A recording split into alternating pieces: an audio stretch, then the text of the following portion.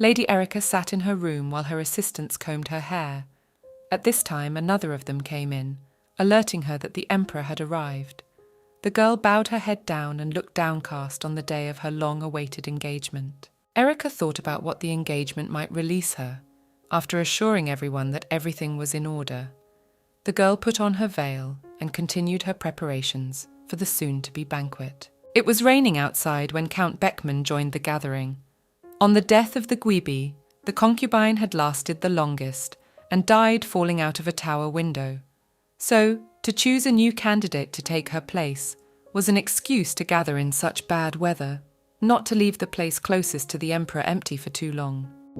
Hi friends, if you like watching my videos, then be sure to subscribe to the channel, put a like, and do not forget to click on the bell. Enjoy watching! One of the best options that the Emperor personally chose was the daughter of Kor Bengenbeck, Lord of North End, Northern Border Region. The girl had already reached the right age, but there was one nuance. Erica had a scar, and according to the people living at the time, girls with a scar bring bad luck, so there was no doubt that the Lord would agree to the engagement. Back at the castle, Aunt Julia yelled at the girl, while the assistant tried to apply ointment to Erica's scar. The blonde's cousin mocked her and her scar, along with her mother, while the maid carefully tried to do her job. As soon as it was over, Erica ran out of the room in tears because of her aunt's reproaches.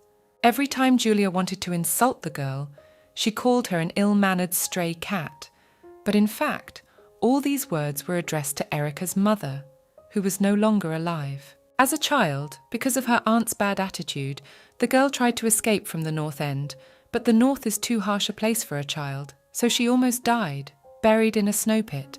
She managed to escape.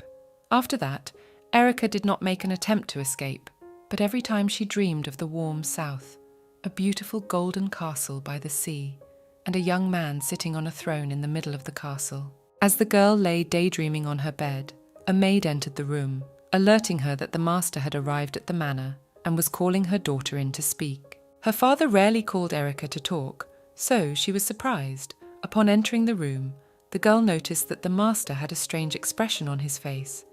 It meant that something had obviously happened. The man greeted the girl and warned her that her marriage had already been decided, and she should start preparing for the engagement. Erica couldn't believe that the engagement had already been confirmed, and her fiancé would be an emperor from the greatest family on the entire continent, the ruler of Lancia, Karl Lakin. Melinda, Erica's assistant, was reassuring the girl before the approaching engagement. The bride was afraid of what would happen outside the walls of the North End. In fact, she was afraid not of marriage, but of the emperor's reaction to her scar. And because of it, she would tarnish the name of the imperial family and not live up to her father's expectations. But despite this, Erica was determined to overcome her fear. At night, the blonde had a nightmare where she found herself in a burning building and tried to get out of there or call for help. But when she saw the exit, she ran towards it, fell, tripped over her own foot, and could not get out. Erica woke up in tears, thought about her dream, and looked out the window. Their garden had changed a lot for the better in such a short time. Thought again about the engagement and how she shouldn't let her father down for the sake of their position in society. The day of the engagement came. The girl put on her beautiful white dress, but she looked miserable in front of the guests present, and her father did not even look in her direction. The heroine noticed grapes on the table, a southern fruit that doesn't grow in her area, so she fearfully decided to try them, at which time she was called out, saying that the emperor had already arrived for the celebration. The boy took the bride's hand, which made her feel painful. Tears came to her eyes. Erica met Karl's eyes. The thought that the emperor looked quite scary, and his eyes reminded her of her nightmares flashed through her mind. The emperor took the girl by the chin, lifted her head, and looked into eyes full of tears, asked the servants to take Erica away to her chambers, because of the bride's condition. As the heroine was led away to her bedroom, Karl began to reflect on his first encounter with his Gwibi, noting that she was scared out of her wits and did not even dare to taste the grapes. Darcy and Aunt Julia were discussing what had happened to Erica when they noticed a beautiful stranger. Britta, daughter of the warden of the Leon fortress in the north. She was on close terms with the emperor. Judging from the girl's appearance, one got the impression that she was stupid, So the woman decided that they could take advantage of her position in front of Karl to achieve their goals. Erica sat in her chambers, still shaking from what had happened. Melinda knocked on her door to see how her packing for the move was going. While the girls were talking, Aunt Julia entered the bedroom to see her niece one last time, happy that the blonde was leaving the North End.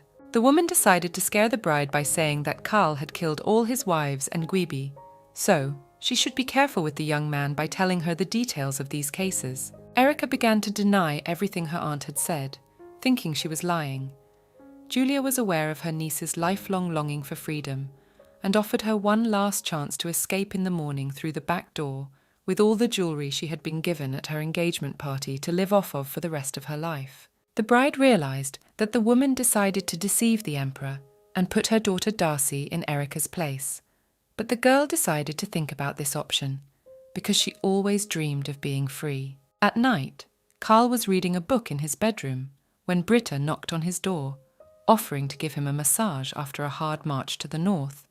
For more effect, the emperor's crony closed his eyes. When the girl finished with the massage, the emperor had already fallen asleep. Julia met Britta in the hallway of the manor and talked to her about how her relationship with Karl could take a turn for the worse because of the engagement, turning her closer against her fiancé, assuring her that she could help her get rid of Erica. The aunt suggested a plan. Put His Majesty to sleep with a massage so that Darcy would earn the emperor's favour. Because she is quite a beautiful girl, the young man will definitely notice it, and if everything goes as it should, Britta will keep her position in front of Karl. In addition, she will receive gratitude from the bride's family. Darcy entered the emperor's room. He grabbed her hand with anger and distrust, thinking that the girl was going to kill him. The girls, with a tremor in their voices, replied that they did not allow the thought of killing His Majesty. Darcy, not knowing how to get out of it, said that she snuck up on the emperor because she fell in love with Karl. These words interested the guy. The emperor turned to Britta, saying that she had disappointed him, which made the girl fall to her knees, apologizing. His Majesty called for the guards to throw Britta into the river. She grabbed the guy's hand and tearfully begged him to give her another chance, but he paid no attention to her. Afterwards, Karl turned to Darcy, who was standing all in tears to do something that could be worse than death, to a lady of the Gwibi family. Julia came to Darcy's chambers after her conversation with Britta. Full of confidence in her plan, mother and daughter were discussing the girl's happy future with the emperor, which could be hindered by Maria's daughter Erica, and she should be the one to pay for everything her mother had done. Lahot found himself in an unknown place, turned his head and noticed his wife Mary there, who touched him, calling him by name. The man woke up in tears, again remembering the past, the war, the death of his wife, the loneliness. The Lord clenched his hand into a fist, remembering Maria's last wish, to protect her loved ones, and the innocents didn't have any of the suffering their couple had endured. Erica knocked on her father's chambers, and he let her in.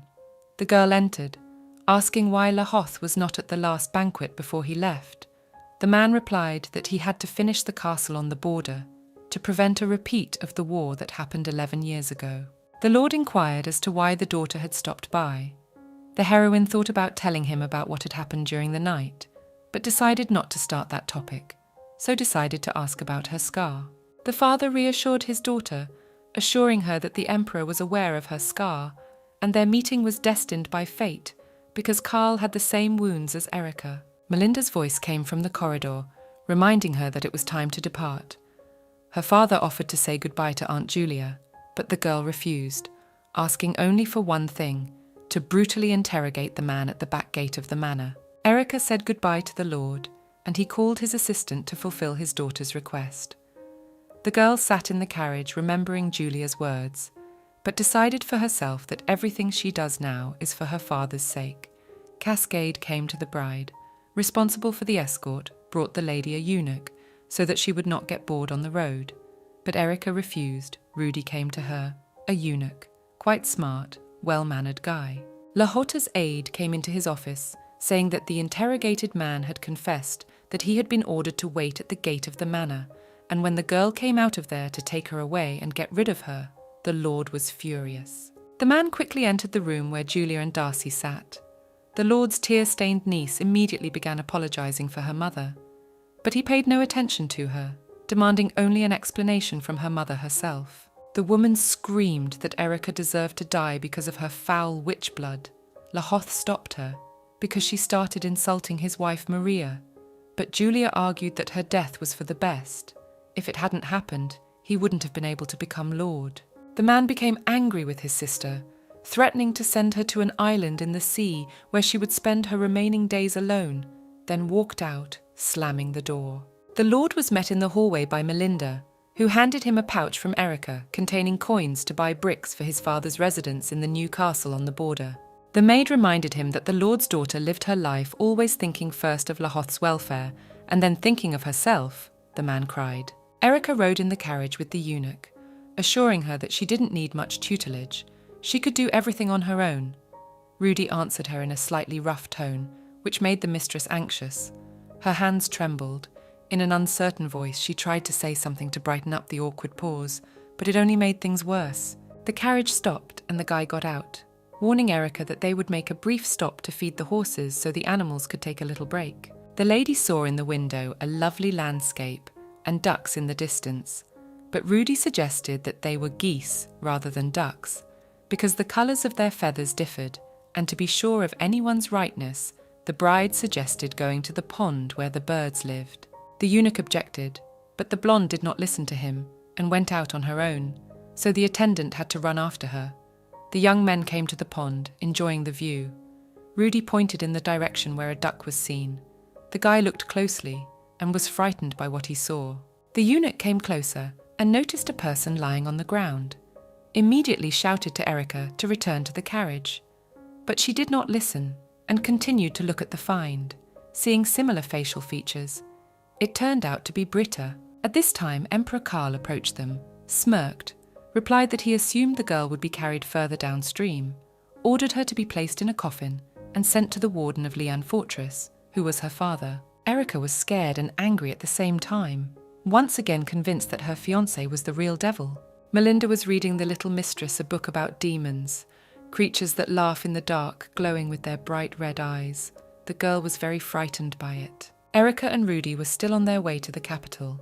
The girl was unconscious. The eunuch wondered why she still couldn't wake up. After all, the medicine had already been drunk, and she was still weak. The girl dreamed of the same golden castle by the sea from her dream. She stood on the shore, looking out into the distance. Cascade looked into the carriage, saying that Erica had arrived in the capital, but the mistress was still unconscious. Karl noticed it, but the person in charge of the escort assumed that the girl was tired from the trip, therefore, is in such a state. Everyone tried to bring the lady to her senses, but all attempts were useless. Rudy called out the emperor when a lamp hanging on the carriage fell on him. His Majesty shouted. The boys got into a scuffle. Erica opened her eyes from the noise, but still through her sleep asked Rudy to wake her up. Karl started to get angry that his bride was calling him by a different name while he stood over her. But the eunuch distracted him by warning him that the eunuch had been assigned to escort the girl to the capital. The emperor looked at him with his scarlet, evil eyes. The attendant wondered why his Majesty had come by carriage, for this had never happened before. Rudy explained that the girl had been prescribed a medication so that she could finally sleep on the trip, but it had worked too late. The first time she had fallen unconscious, the second time she had almost fallen, and it was only on the third that she had managed to fall asleep. Karl inquired when he could see his bride conscious. He stroked Erica's head, took her chin, and lifted her face.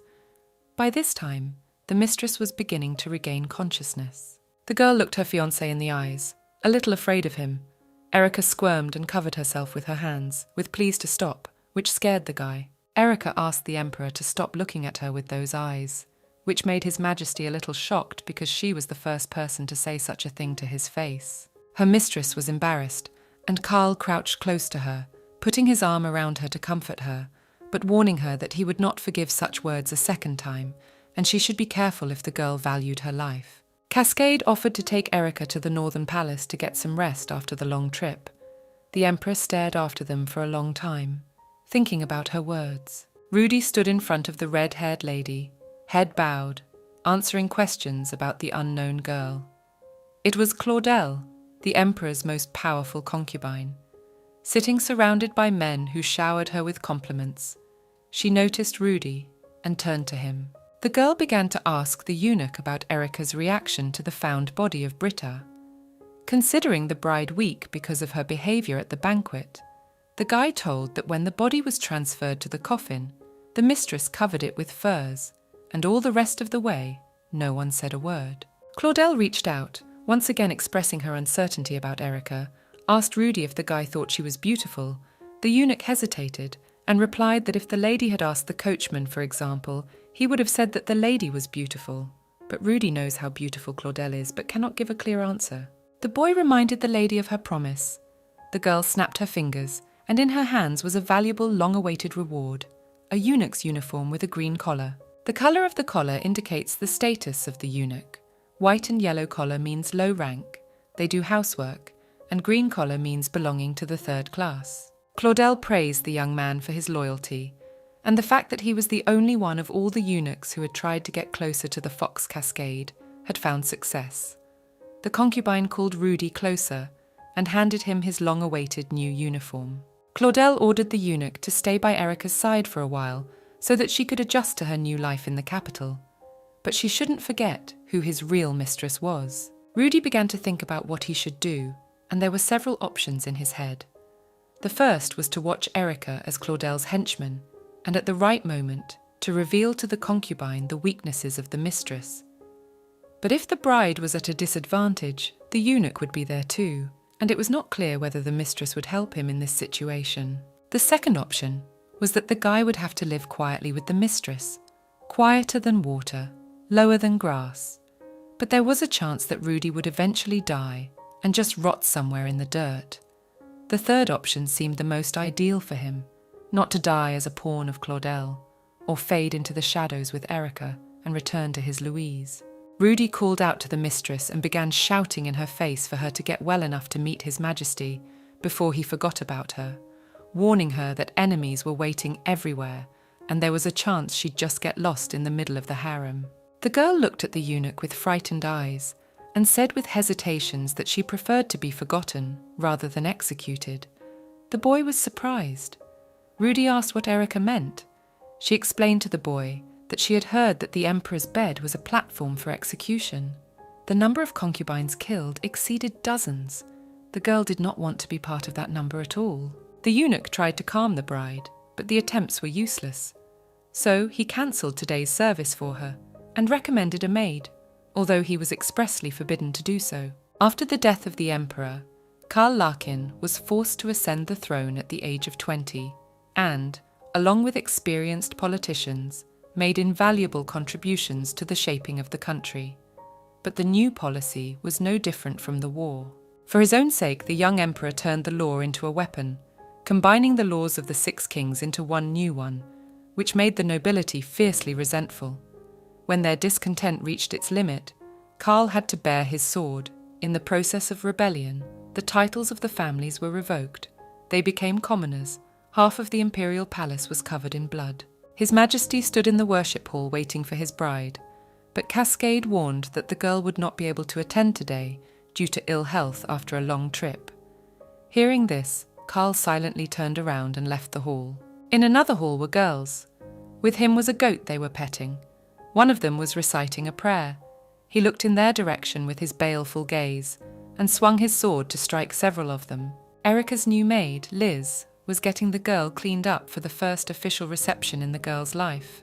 Rudy, hearing that it would be the mistress's first official event, wondered how she lived in the north. Erica said that before moving here, her main social circle was the servants from their estate, and with them she learned to hunt, make firewood, and other similar things. Liz and Rudy asked the mistress not to tell such things in front of the emperor, and decided that today they would teach her the simplest of things, and tomorrow they would start the girl diligently. The maid explained that the harem here consisted of 4 palaces, east, west, north, south, and the young lady should study the aristocrats of the Assur capital so that she would know who she was socializing with in the future. After much study, Erica sat down to eat dinner, and in the hallway she heard the voices of passers-by discussing the emperor's murder of the priestesses at the last service.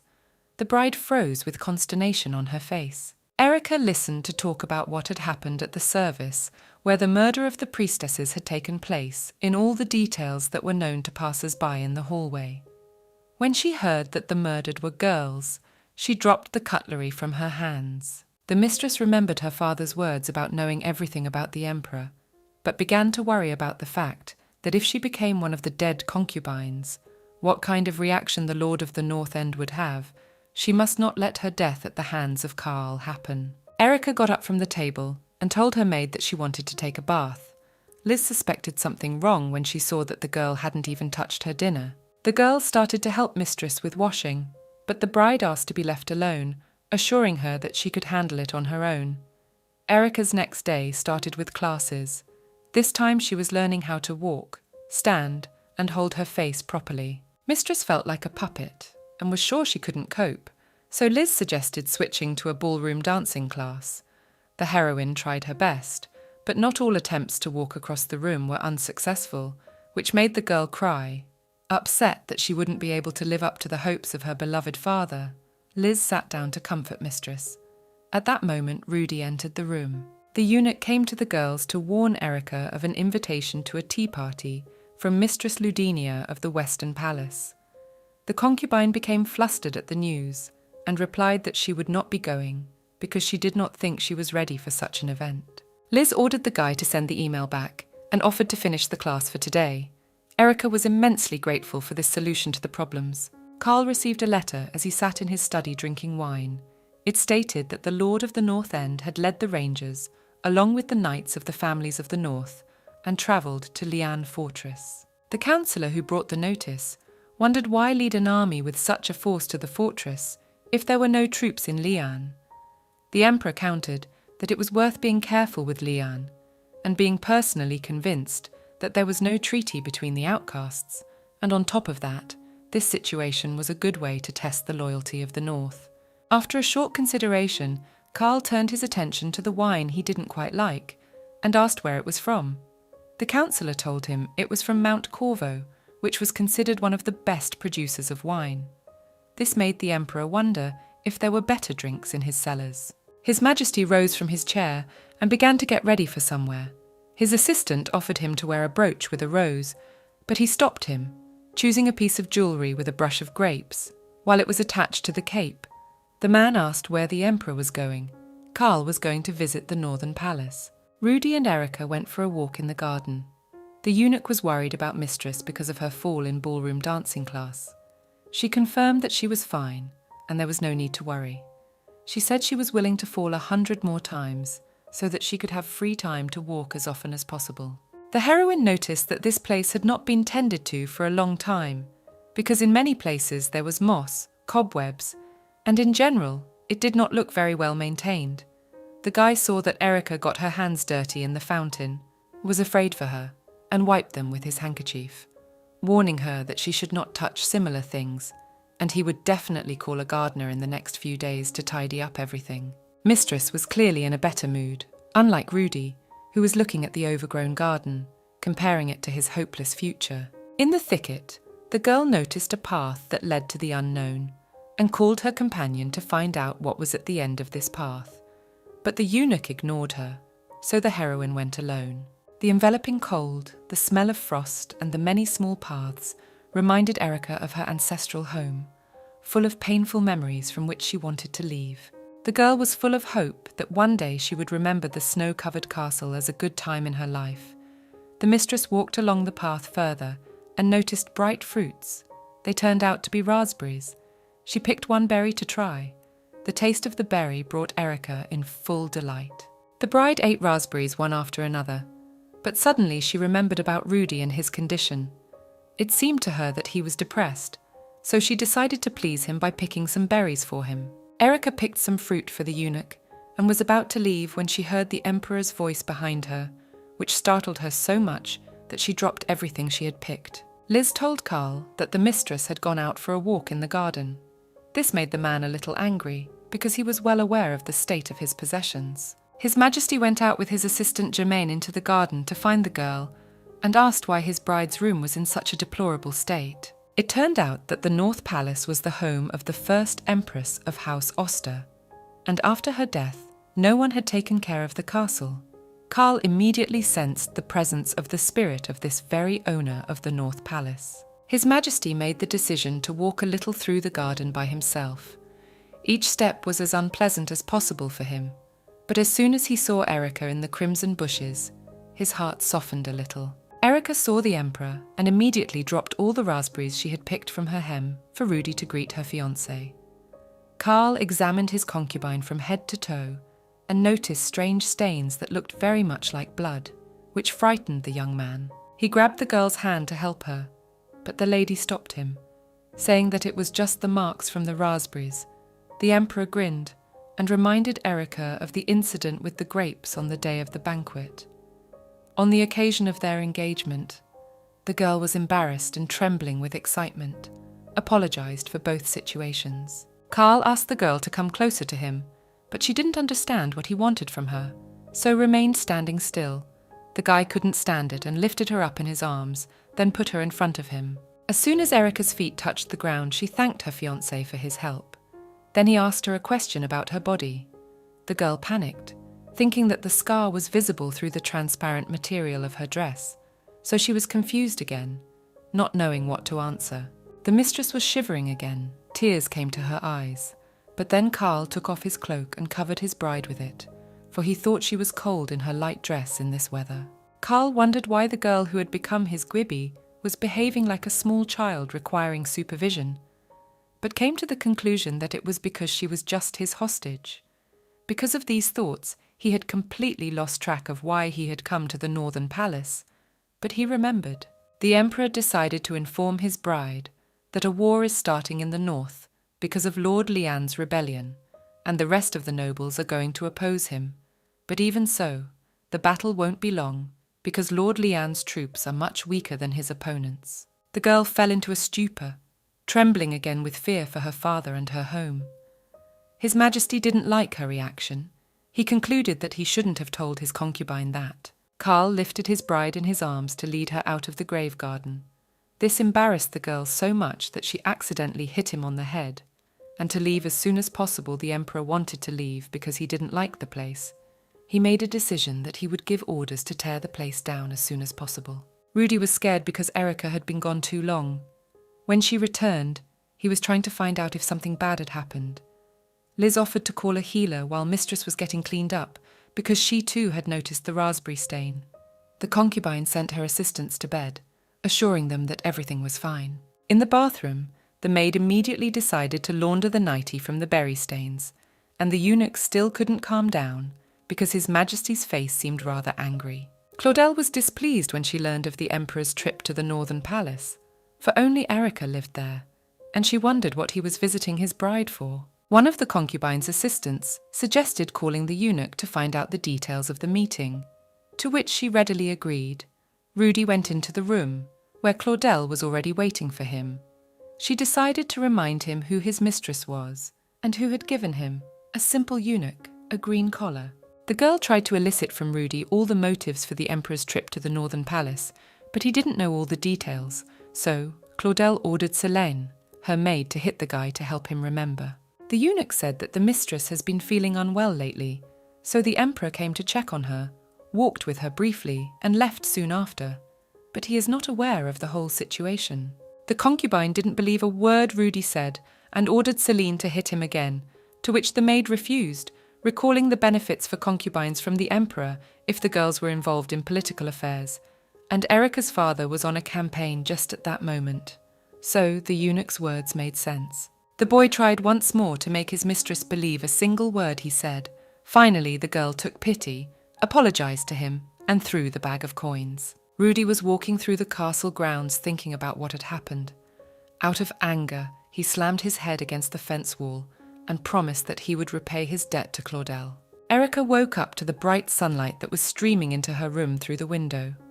She got out of bed and noticed the very same brooch with a grape brush on the shelf, making sure that what had happened during the night was not a dream. The mistress left the bedroom, surprised to see that all the maids of the northern castle had started cleaning. The cloth from the furniture had been removed, and the most important thing was that she couldn't find her luggage, which scared her a lot. The girl thought she was being kicked out of the castle back home. Rudy called out to Erica, noting that she had woken up too late today, and suggested she come with him. They went to the door, the eunuch pulled the knob, and the door to the luxurious bedroom opened in front of them. This luxuriously renovated room was called the Celestial Room. It had been built a long time ago, and the former emperor had given it to his favourite dancer, after which his favourite concubines began to move in. Now it was Erica's turn to live here. Suddenly, the other maids knocked with trays that were full of food. Among all these delicious dishes was a raspberry pie. Mistress immediately realised from whom all these gifts were from. Erica lay in her bed with tears in her eyes, thinking about the whole situation with her scar and what the emperor's reaction would be. At that time, Rudy entered the bedroom. The eunuch noticed the mistress's sad look, to which she replied that she was disappointed with the torn dress due to the ballroom dancing lesson. He reassured her by offering to sew a new one. Liz came into the room with a jar in her hands where the snail lived and suggested that Erica feed it new leaves. When the snail ran out of greens, the mistress added more to the insect and wondered if she could call this place her home. After all, she liked it here and there were people who helped the girl. Erica had never agreed to accept help from Liz, but this time she asked the maid to help her with her water treatments. The girl took a bath and talked to the maid, feeling very safe and secure. She wanted to enjoy this moment. Mistress asked Liz to send back those sent by the emperor when they were done, to lock up all rooms that would not be used, and to return any jewellery that had been donated to the emperor. The maid spoke of the girl becoming a Gweeby, but the date of the ceremony had not yet been set, and so she should learn to behave appropriately in society with the other concubines as soon as possible, especially when she would have to go to thank the emperor. Erica was terrified of having to face His Majesty again, and went underwater in the bathtub, remembering all the situations that had happened in her meetings with Karl, and admitted to herself that she didn't want to see him again. Liz wondered how a girl from a family of aristocrats could be so simple. After all, others from similar families have self-confidence and hold themselves calmly in front of the emperor. So in order not to worry about the mistress, the maid promised to think of a way to help her. In the semi-darkened room, Claudel was trying to elicit all the details of Erica and Karl's life from the maids who were helping with the cleaning in the northern palace. The concubine ordered Selene to once again hit the helpers, to which one of the girls, almost screaming, decided to tell about Liz's laundry last night. Claudel wondered why she personally would be doing laundry at a time like this. One of the maids suggested that she might be hiding something. The girl stepped on the narrator's hand, then told her to go on with her life. She had tears coming out from the pain. The assistant said that she had helped her pour vinegar into the basin, and then Liz had left. But she noticed that there was a white garment that looked like a nightgown with a red stain on it that looked like blood, so it made sense why the emperor had given Erica the northern palace. After these words, Claudel felt bad. Selena helped her not to fall down and ordered her to get rid of those two maids. After that, she started to reassure her mistress that the Gweeby was in no way comparable to the concubine, and she would always be the best for His Majesty. If anything happened, they would get rid of her as before. Erica was led to the shrine of the goddess, the whitewashed building where the emperor's services are held. There were many different inscriptions on one of the pillars. Liz told her that it was a wishing pillar. After the story, the lady folded her hands, closed her eyes, and began to wish for the well-being of her father and all the troops of the north, so that no one would be harmed during the war. Just then, the girl was called by Rudy, warning her that the service was about to begin. As soon as she finished her prayer, she went to the hall. Liz brushed Erica's beautiful golden hair, advising that it was worth attending the service if the girl didn't want to thank the emperor in person. Since this was her first service, mere presence would suffice. The service is dedicated to the arrival of spring, so the emperor and the aristocrats will have to go around the nearby farmland, so it won't be a long process. Rudy accompanied Erica to her first reception, as long as the young man went quietly.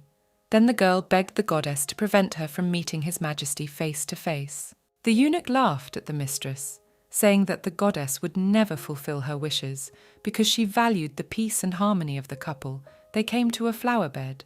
The sight of it delighted the girl, and she plucked one of the flowers. Rudy called it the lucky flower and offered to give it to the emperor, to which the girl objected, replying that she would keep it for herself. Karl was sitting in his office dealing with some papers when one of his aides came in. He brought news that there are suspicions that the lords and aristocrats of Wix have built a secret gambling house in the basement of the castle, and it was revealed because Wix's mine is empty. There is nothing to extract from there, but the lord fills it with gold coins. The emperor ordered to do nothing about this gambling house, but just keep watching. If the gold started to move, to report immediately. His Majesty noted that there were bigger problems, such as the epidemic in the Calaco area, at which time another aide came in with a list of participants in the ceremony. Cascade and the second servant decided to read the list. Noticing Erica on the guest list, everyone was surprised, especially the emperor, for they all knew it was her first time out. It was time to go out to worship. There were many nobles gathered at the event. The mistress was surprised and remarked that Liz was right when she said that she didn't stand out at all among the other aristocrats in her outfit and didn't want to engage in dialogue with the stranger at all. Rudy, together with his concubine, sat down in their seat. The eunuch began to tell of Mistress Ludenia of the Western Palace, from whom the girl had received an invitation to tea, and next to her sat Lebra of Rubital. Bells rang to warn of the beginning of the service. The emperor appeared. Cascade bowed to him. A mysterious wooden box stood before His Majesty. All present bowed their heads. Erica, finding the right moment, decided to take a closer look at what was going on. No sooner had the girl stretched her neck out to examine the box, almost immediately Karl noticed her. His gaze startled the girl again. Erica felt sick to her stomach, causing a cold sweat to cover her face. Rudy turned his attention to her, but the girl said she was fine. Torches were lit around the wooden box. Cascade presented this year's harvest on a small cushion. A prayer ceremony began. Karl took nature's gifts and threw them into the fire. Then it was over. After the ceremony was over, the emperor spoke to the aristocrats, Erica watching from afar. The concubine heard a nagging voice not far from her. Turning her head, the girl saw two old women, one of whom was actively swearing at everything around her. The bride rushed to the two grandmothers to offer them her help, to which the women willingly agreed. The old lady noted that she had never seen the young lady here, so she wondered where she was from. Only the girl was about to answer as the lady offered to guess her family. Based only on Erica's appearance, the woman guessed where the girl came from, which surprised the bride. While the heroine was talking to the old lady, she noticed how the emperor was leaving. One of His Majesty's aides approached the ladies to deliver a message from Karl. Much to Lady Maverinth's surprise, the lad explained that Erica was the emperor's bride, to which the old lady was even more surprised. The assistant offered the concubine to convey through him what she wanted to say to the emperor.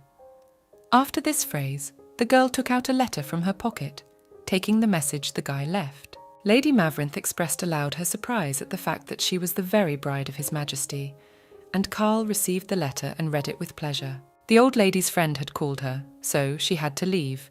She offered Erica her help, which, if anything, she could get at the Southern Palace, where Lady Maverinth lived. Rudy approached the bride, telling her who the two ladies were. These women turned out to be the mothers of Kalia and Shanant, the mothers of the lords of those places.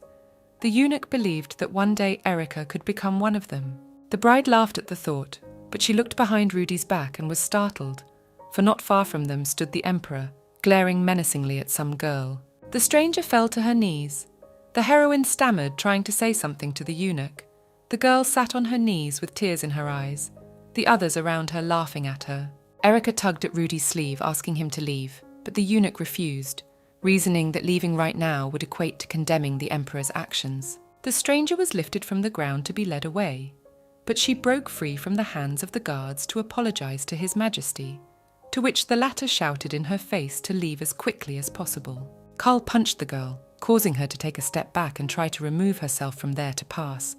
She yelled at Erica, shoving her shoulder. The emperor noticed this and ordered the girl to stop. She turned around, all shaking with fear, begging for pity on her. The guy paid no heed to her words, only ordered her ankle to be chopped off. The guilty girl couldn't believe it, tried to run up to the emperor. Erica looked at all this. She too had tears in her eyes. She was just thinking about the opportune moment to leave. His Majesty approached the bride with a request to open her palms. She obeyed with trembling in her fingers, and dropped the flower she had picked earlier in the flower bed. Carl bent down and picked up the flower, with the words that he should have given it to her instead of the note. But Erica replied that the flower was not meant for him, and asked for it back. The boy looked at her, ordering her to follow him. The girl obediently followed, thinking of Rudy, who was left standing among the crowd. While the pair walked to the appointed place, the Emperor decided to talk about Sierra. Erica had tears coming to her eyes. After the end of the Age of the Gods, the sun goddess returned to the heavens, ordering 100 priests to build a temple that would carry her voice for tens of thousands of years. But the goddess's handmaiden, Sierra, was left to wander the continent for the rest of her life, looking for a place where the goddess could be famous for 10,000 years. That's how Sierra found this place. Making a promise was a very simple thing to do, but keeping it was the hardest thing to do. After finishing the story, the Emperor turned to his bride, bellowed that she should not test his patience and keep her promise not only in words, but also in actions. The girl shrank back. One of the eunuchs wanted to help His Majesty but made a mistake. He received a punch in the jaw, instantly falling to the floor. Carl looked at the guy with crazy eyes. Erica covered her mouth in surprise not to make unnecessary sounds. There was only one thought in her head. He is crazy. In such a short time, the Emperor ordered the leg of the most beautiful concubine he had previously cherished to be chopped off, and a little later struck a eunuch, just for dropping a piece of jewelry. Carl beckoned to Erica to do something herself and turned to the window. The bride stood in utter bewilderment. Cascade whispered in her ear to unbuckle her belt. The girl had seen it only once in her life, and that in a distant childhood, so she tried her best to figure it out on her own. During unsuccessful attempts, the bride angered the Emperor. He turned to her and shouted orders to stop doing it. Erica was no less angry, but did not say anything out loud, but only showed it with her facial expression, which made His Majesty even more mad, not knowing what to do with the concubine. Carl just let her go, to which the girl was very happy, bowed, and tried to get away from there as soon as possible. The boy still could not restrain his anger, but the sight of the fallen flower, which he took from Erica, helped to calm down a little, and for himself, Carl decided that no matter what, the girl must live, at least until the war in the north is over. Cascade asked what he should do with the flower, to which His Majesty asked him to leave it somewhere with him. The servant offered to leave the flower in the hero's bedroom, but was very surprised that the Emperor kept the gift, rather than asking him to throw it away, or not do it himself. In the hallway, one of the concubines found the very note that Erica had written to her fiancé, laughing at her handwriting, thinking that the eunuchs under her care wrote much better than a girl from an aristocratic family. The eunuch noticed the girl, and as soon as she left, picked up the note, confirming her thoughts, thinking that the bride must have gotten a kick out of the fact that the Emperor's thoughts were almost impossible to predict. Cascade put the flower in a vase and continued to work onward. Erica went out for a walk in the garden, where she was called by Rudy. The girl looked at him and, upset about the recent incident, decided to ignore the guy, even though he was not guilty of anything. The eunuch wanted to know how the mistress was feeling, but the concubine was not in the mood to talk to him, so she waved him off, saying that everything was fine, and hurried away, which upset him. A lot of nobles gathered in the square to welcome Claudel and the Emperor, but together with them, they brought a crocodile, and not everyone knew what kind of animal it was, so they thought it was a dragon and were frightened. The concubine asked His Majesty to look into the eyes of the beast. With the question whether the crocodile guesses that he has been caught, Carl replied that not rather, he does not realize this thing, for he has a majestic look. Unexpectedly, Claudel asked a question about Ludendia, the girl who had her ankle chopped off, who was said to have lost her mind, screaming around the clock and cursing everyone in the world. The concubine was not upset by this. She only made sure that she was destined to do so, because she had committed many misdemeanors. One of them was the murder of Alicia of Mirza, who was a very kind and good dancer. Often this girl danced on the railing of the terrace, which pleased the Emperor, but according to him, he did not remember this lady at all. Claudel told of Alicia falling from that very railing, breaking her spine and dying after 3 days of excruciating pain. His Majesty's heart trembled. The concubine seized the moment and tried to take his hand. The girl thought it was very strange that an acrobat who could safely dance on a rope had fallen off the railing where she could safely sit. So she checked Alicia's wine, where she found a paralyzing drug that can make you lose your mind for a moment. Such effective substances are only made by Mimoi gypsies. The Emperor listened thoughtfully to Claudel's story.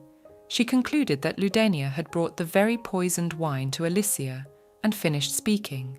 The image of Alicia surfaced in Karl's mind, which made him frightened, grabbed his head, and ordered Ludenia to be hanged. After a few seconds, the Emperor remembered how the dancer had died, so ordered that the girl be kept off opium for 3 days and hanged on the very terrace from which Alicia had fallen.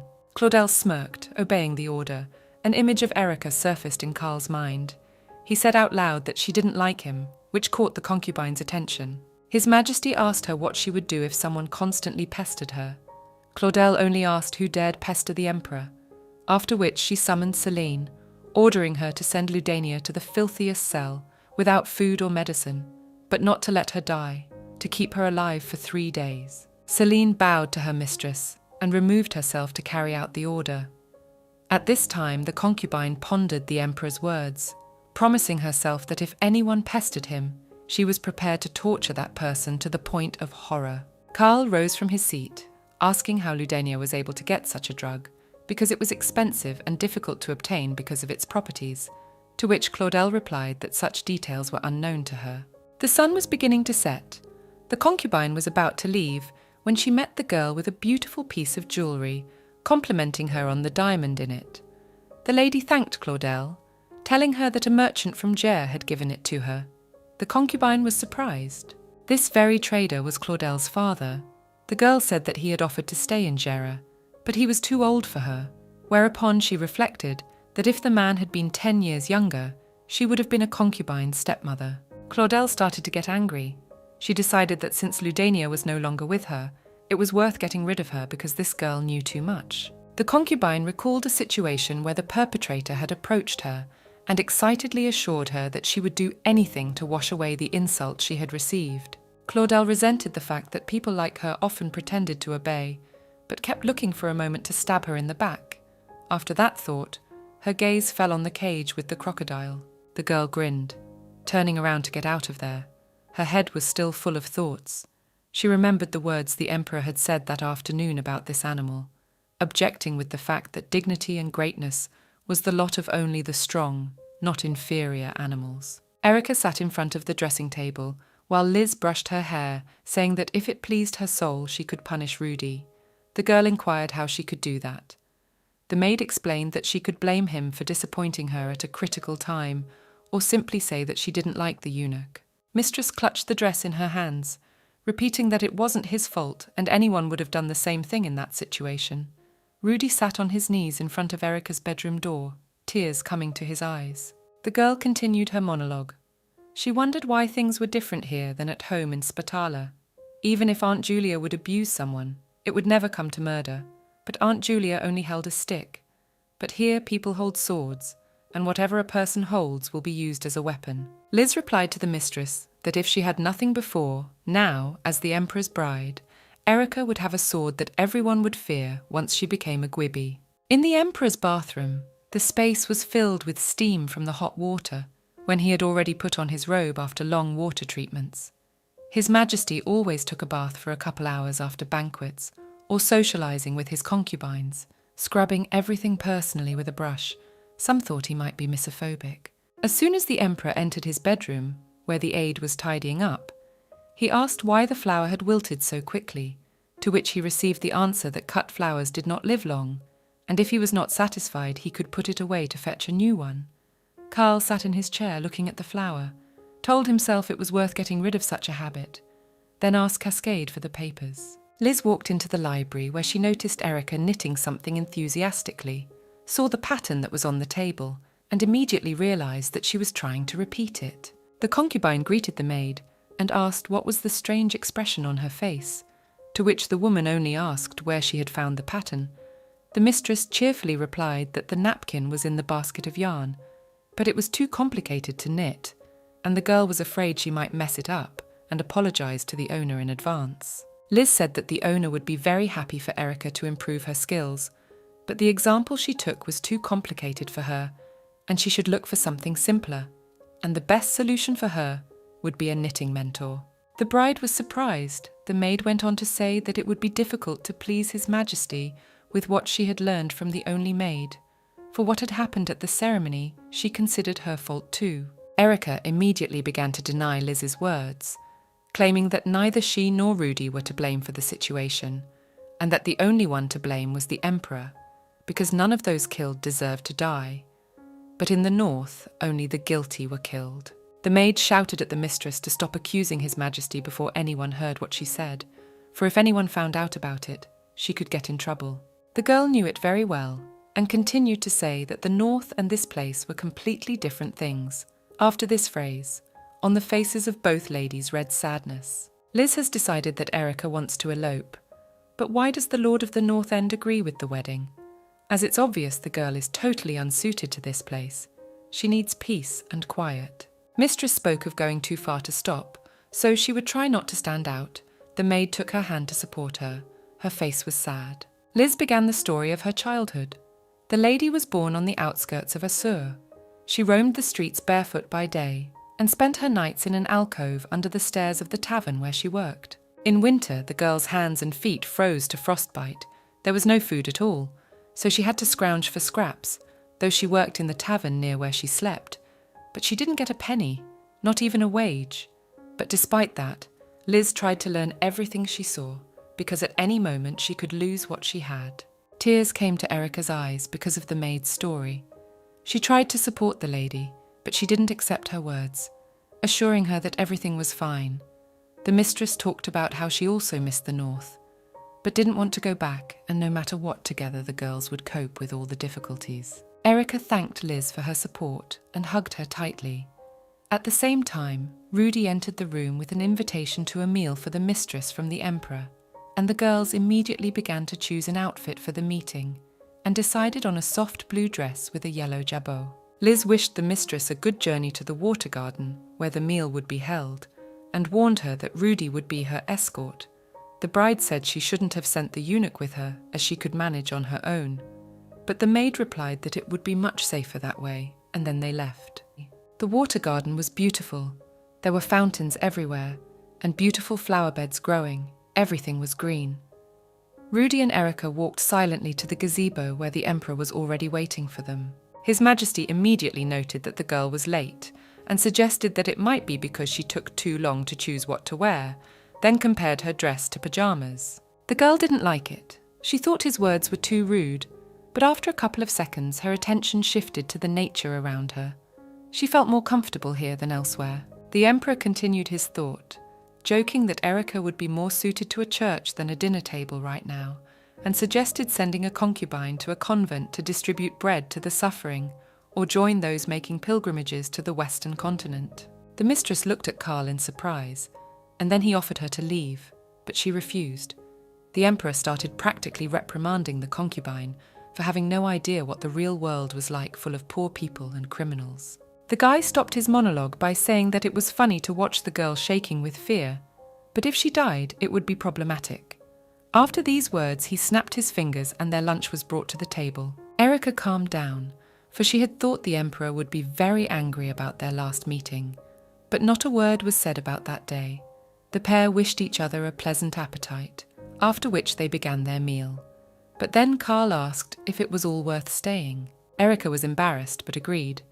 The Emperor smirked and confirmed his own words that life anywhere would be better than the North End. But the girl objected, replying that it was fine there too. The pair were served fish as they continued to speculate about life in the north. His Majesty thought it was a terribly lonely and cold place, but the colder it got there, the more beautiful the scenery looked, especially in winter, when even the clouds froze and ice flakes fell from the sky, covering everything like fog. The lady was encouraged by this conversation. She agreed with everything the groom said, and both of them were silent, eating fish in silence. But the guy was a little confused, so he asked why the girl was silent. Erica continued her companion's thought. Occasionally other things can be seen in the fog, such as the road of light, as the northerners call it. They say it is a bridge to the distant sky, which lies between the two worlds, human and dragon worlds. But Karl was not impressed by this story. He considered it a delusion of travellers frozen on a snowy mountain. The bride took offence, saying that it was no delusion. She had personally seen it, but she couldn't remember the details. The only thing that stuck in her memory was the silence around her and the glow of the world. Everything resembled a dream. The emperor got angry, asking him to stop lying to him.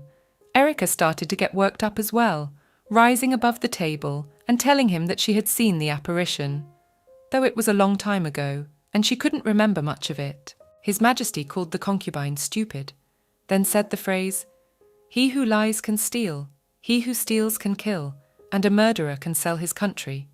He never forgives such people. The bride thought of Karl, comparing that phrase to him and his actions, for he kills so easily as if it meant nothing. The couple continued their meal in silence, but after a couple of minutes the emperor turned around, started to drink the wine and spilled some of it, after which a eunuch ran up to him to see what was wrong. Without saying a word, His Majesty took the servant's hand, put it on the table, and stabbed the knife into his palm, after which he only said, "Useless hands," complained about the bone he found in the fish, and wiped his lips with a napkin. Erika watched with horror on her face. The eunuch screamed in pain. The mistress rose from the table, looked angrily at her fiancé, and walked over to the wounded lad, who had already started crying, to try and help him. Rudy watched from afar. The girl looked at the eunuch, with the thought that he might run away again right now. But instead he walked over to the table. The mistress ordered the boy to be taken away to the healer. Rudy sighed, took the eunuch under his arms, and led him away. The bride was left alone with the emperor, tension hanging between them. Karl praised the girl for her good work, but she said nothing in reply. Instead, she silently began to walk away from the dinner table. The emperor stood watching Erika, who was running the blade of the knife across her palm. The concubine crouched on her knees, swung the knife, and fell on her stomach. The girl came to herself, but did not open her eyes. It seemed to her that she was lying on something pleasant, that smelled of lavender, reminding soft, just-washed linen, because of which she did not want to wake up at all. The emperor noticed that Erika had woken up, so suggested that she walk on her own. After these words, she opened her eyes and screamed. Karl laughed at his bride, remembering that this was the third time he was carrying her in his arms, and she was still frightened by these moments, again thinking the concubine was stupid. His Majesty noted that it was the first time he had ever seen a girl faint, still and long afterward, and before her, no man had dared to sniffle in a lad's arms. Erika continued to sit in the emperor's arms as he carried her to the bedroom. At the entrance to the chambers, they were greeted with a bow by Liz. Karl entered the room and laid his bride as gently as possible on the bed. They looked into each other's eyes, after which His Majesty reminded his concubine of his thanks. The girl thanked him with words and closed her eyes to get some rest, but Karl apparently wasn't going to leave, so she looked toward the door where Liz was standing, and with one look asked for her help. The emperor leaned closer to his concubine, asking if she was afraid of him. But Erika began to deny the thought. Karl called the bride stupid again, took her cheeks, and continued his thought that you could tell by her face. Erika tried to defend herself by reproaching her fiancé for constantly insulting her, but he replied that all his words would not compare to what the girl had done today when she tried to help the eunuch. He threatened that he would cut his throat in front of her, and asked her what she would do in such a situation. Karl continued to threaten that if she defended the butler one more time, he would do something to her. At this time, he squeezed her cheeks with his hand. Erika continued to lie on the bed. Tears came to her eyes. She told the emperor that her cheeks hurt a lot from his hands, so he immediately let her go. The girl sat up, grabbed her face with her hands, and continued to cry. A small bloodstain showed on her lips. His Majesty noticed this and was a little frightened, for he only lightly touched Erika, comparing her to paper. The emperor shouted to the servants to call for a healer. The tears in the bride's eyes wouldn't stop. The guy yelled at her to get the concubine to look at him. Erika cried and wondered why he didn't realize how rude he was being. After those words, Liz entered the room, alerting her that the healer had arrived. The doctor went over to the girl to examine her and gave her some advice, but Karl wasn't satisfied with that. He demanded that the healer examine the wound more closely and on automatic he grabbed Erika's cheeks again. She yelled at him that it hurt her and bit her finger. The emperor began to scold the girl. The bride sat all in tears. The guy threatened that everything that she did now will regret in a while, and then left the bedroom. Erika immediately realized that this situation would not go away. But nevertheless, after his departure, it was much calmer. Even the events at the table today did not leave such an imprint. With these thoughts, the girl decided to lie down to rest. But she had no idea that this was a sign of the approaching end of the quiet court life. The dark-haired boy stood looking at the back of the leader. There was a horse stomping and the sound of a bugle. The leader of the troops shouted that it was time to fight. The young man stood covered in blood. His trembling hand clenched into a fist. The other palm clenched a sword. He turned his head in the direction where he noticed the dead man. His eyes filled with anger. A frightened Karl rose from the bed, trying to recover from the nightmare. He coughed, causing a eunuch to run up to him to offer him a glass of water or any other help. The emperor did not answer anything, but only drew his sword, swung it, and his face was decorated with bloodstains. Cascade looked into the bedroom. His Majesty asked to bring him something stronger instead of water. Hearing the request, the eunuch left. The guy continued to sit on the bed, exhaling and clutching the blanket in his hands, his eyes filled with tears. Karl stood in the middle of the battlefield, all stained with the blood of his enemies. Looking off into the distance, he turned around and started to approach someone, and ordered the lowlife to stand up. Erika was blinded by the bright sunlight from the bedroom window. Rudy was standing in the room pulling the curtains open. The girl sat down on the bed. The eunuch noticed that something was wrong and inquired. In his opinion, the mistress did not look good. He offered to pull the curtains back, to which he received the reply that everything was fine. The concubine continued to sit on the bed and cried. Rudy crouched down beside her and wiped the tears from her cheek, then began to blame himself for daring to touch his mistress without her permission. Erika thanked the guy. He looked at her, his face flushed. The bride was embarrassed, and to avoid embarrassment said that she would get up to prepare for the class. But Rudy stopped her, warning her that in the morning she could rest, and in the afternoon she would have a spelling class, which pleased the young lady. Liz entered the room with a laundry basket and noticed the eunuch with a flushed face. She tried to talk to him, but the guy was too confused, which was uncharacteristic of him. The maid inquired what the mistress was busy with, informing her that His Majesty had appointed an audience. The eunuch asked fearfully what was the matter, but no one knew anything. Erika sat in front of the dressing table as Liz brushed her hair, preparing her for her meeting with the emperor. The girl thought it was time for her to prepare for death. The maid tried to calm the mistress, but she continued her monologue that maybe she had overdone it. But in any case, she should forget about a quiet life, and it was more likely that her last dream was a prophetic one. The concubine was silent, but in her head she didn't finish thinking about why she had been called and what she was going to do.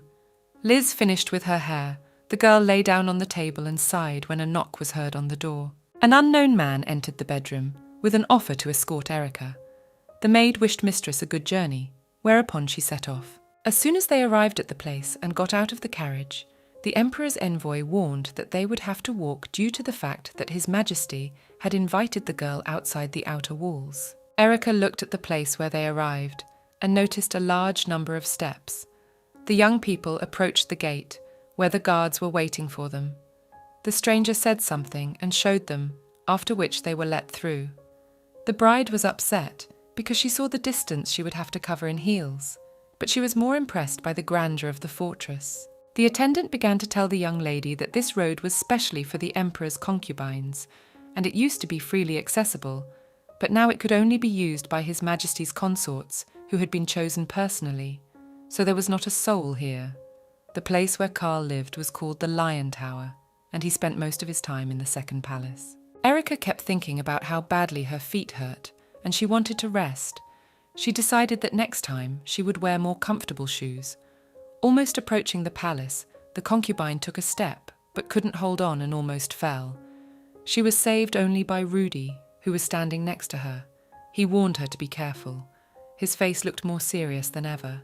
The bride looked at him, concluding that the eunuch didn't want to see the emperor either, because no one had any good memories associated with him. Walking down the corridor of the fortress, Erica kept holding on to Rudy all the time because her legs were whining mercilessly. When they entered His Majesty's office, he was standing at the window reading some document. Carl heard voices behind him and turned back to the visitors, noting that the girl was once again late, for she had been expected for breakfast and had not arrived until afternoon. Erica apologized and sat down on the chair next to her. She could read the pain in the heroine's face. Most of all, at that moment, she wanted to take off her shoes, which she did, but the shoe flew right under the emperor's feet. He noticed her and looked at the bride with a surprised look. The concubine became agitated. Carl noticed the size of the shoe. It seemed too small to him, then picked up the shoe from the floor, walked over to the girl to put it back on, grumbling that the place where she was not suitable for going barefoot. Erica handed him her foot, which was blistered, and shared her opinion that the shoes were most likely not the right size. The emperor reprimanded her for not stopping once to take a break or choose a different shoe initially, turned to Rudy and shouted at him to get a healer. All the while, the eunuch was running for help. His Majesty was sitting and carefully holding the bride's leg, but out of the blue he began to scold her for bringing herself to such a state. Sergio, one of the best healers in the palace, entered the room. He was the only one available right now, because the others were busy working on a cure for the plague. The healer began to question the emperor on various topics. After a couple minutes of dialogue, the emperor turned his attention to the blisters of the seated girl.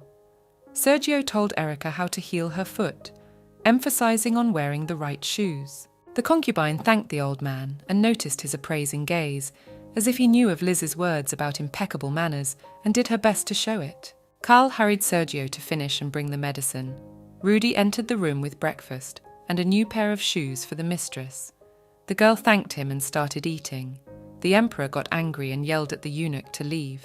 Erica stood up for the assistant, but that didn't soften His Majesty. He still wanted the butler out, and as soon as Rudy was out, Carl moved on to the subject of their meeting. He placed in front of the girl a stack of documents that spoke of a deadly epidemic that had hit the empire. The concubine continued to read, tears coming to her eyes again. Erica asked what the emperor was doing in this situation, and he replied that he was reviewing the urgent documents that came in daily. The large stack of papers that stood beside him was only a fraction of what had been sent to him at dawn today. After these explanations, His Majesty ordered the bride to continue with the plague document. She said aloud what she saw on the paper, and in her mind, she was thinking that these documents did not fit the image of a great empire. The lower Erin River, where the plague began, is swarming with homeless and orphan people who scavenge through garbage in search of food, and although slavery has been officially abolished, it still exists. People are still kidnapped from the islands and put up for auction. They are kept in terrible conditions, and few reach their destination. Most die in huge cages because of the crush, hunger and disease, and those who survive are sold at auction. After reading the slave clause, Carl told Erica to stop and put the papers away. But she didn't want to give them up, causing the young man to have to take the documents almost by force. The emperor began to ponder aloud why the plague first affects the lower classes, and came to the conclusion that it was because they were dirty, comparing them to the garbage in the streets. The girl sat across from him, listening to all of His Majesty's thoughts. But then, Erica's face began to change. It became more angry. The guy noticed this and smirked, put the book plants of the central regions in front of his concubine, and made her read aloud until he told her to stop. A week later, the concubine was in her chambers, obviously waiting for something. A knock was heard at the door. A messenger from the emperor entered the bedroom with the words that His Majesty wished to see her. He noticed that the lady had prepared in advance and was already waiting for him. The man's name is Pyu, and he has been telling Erica for a week now that the emperor has been summoning her to him.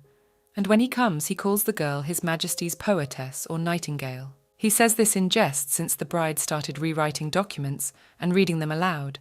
Such eunuch behavior is against the rules, but Pooh is the youngest and the easiest to get along with, and is up to date on all the latest news. Once again, when the lady visited the emperor's castle with her aide, he told her that Carl breeds eels and crocodiles, and sometimes gives convicts to feed these animals. Erica was angered by this fact, but the eunuch didn't show any sign of it. but only smiled and spoke of how His Majesty hated many things, such as having something stuck in his throat.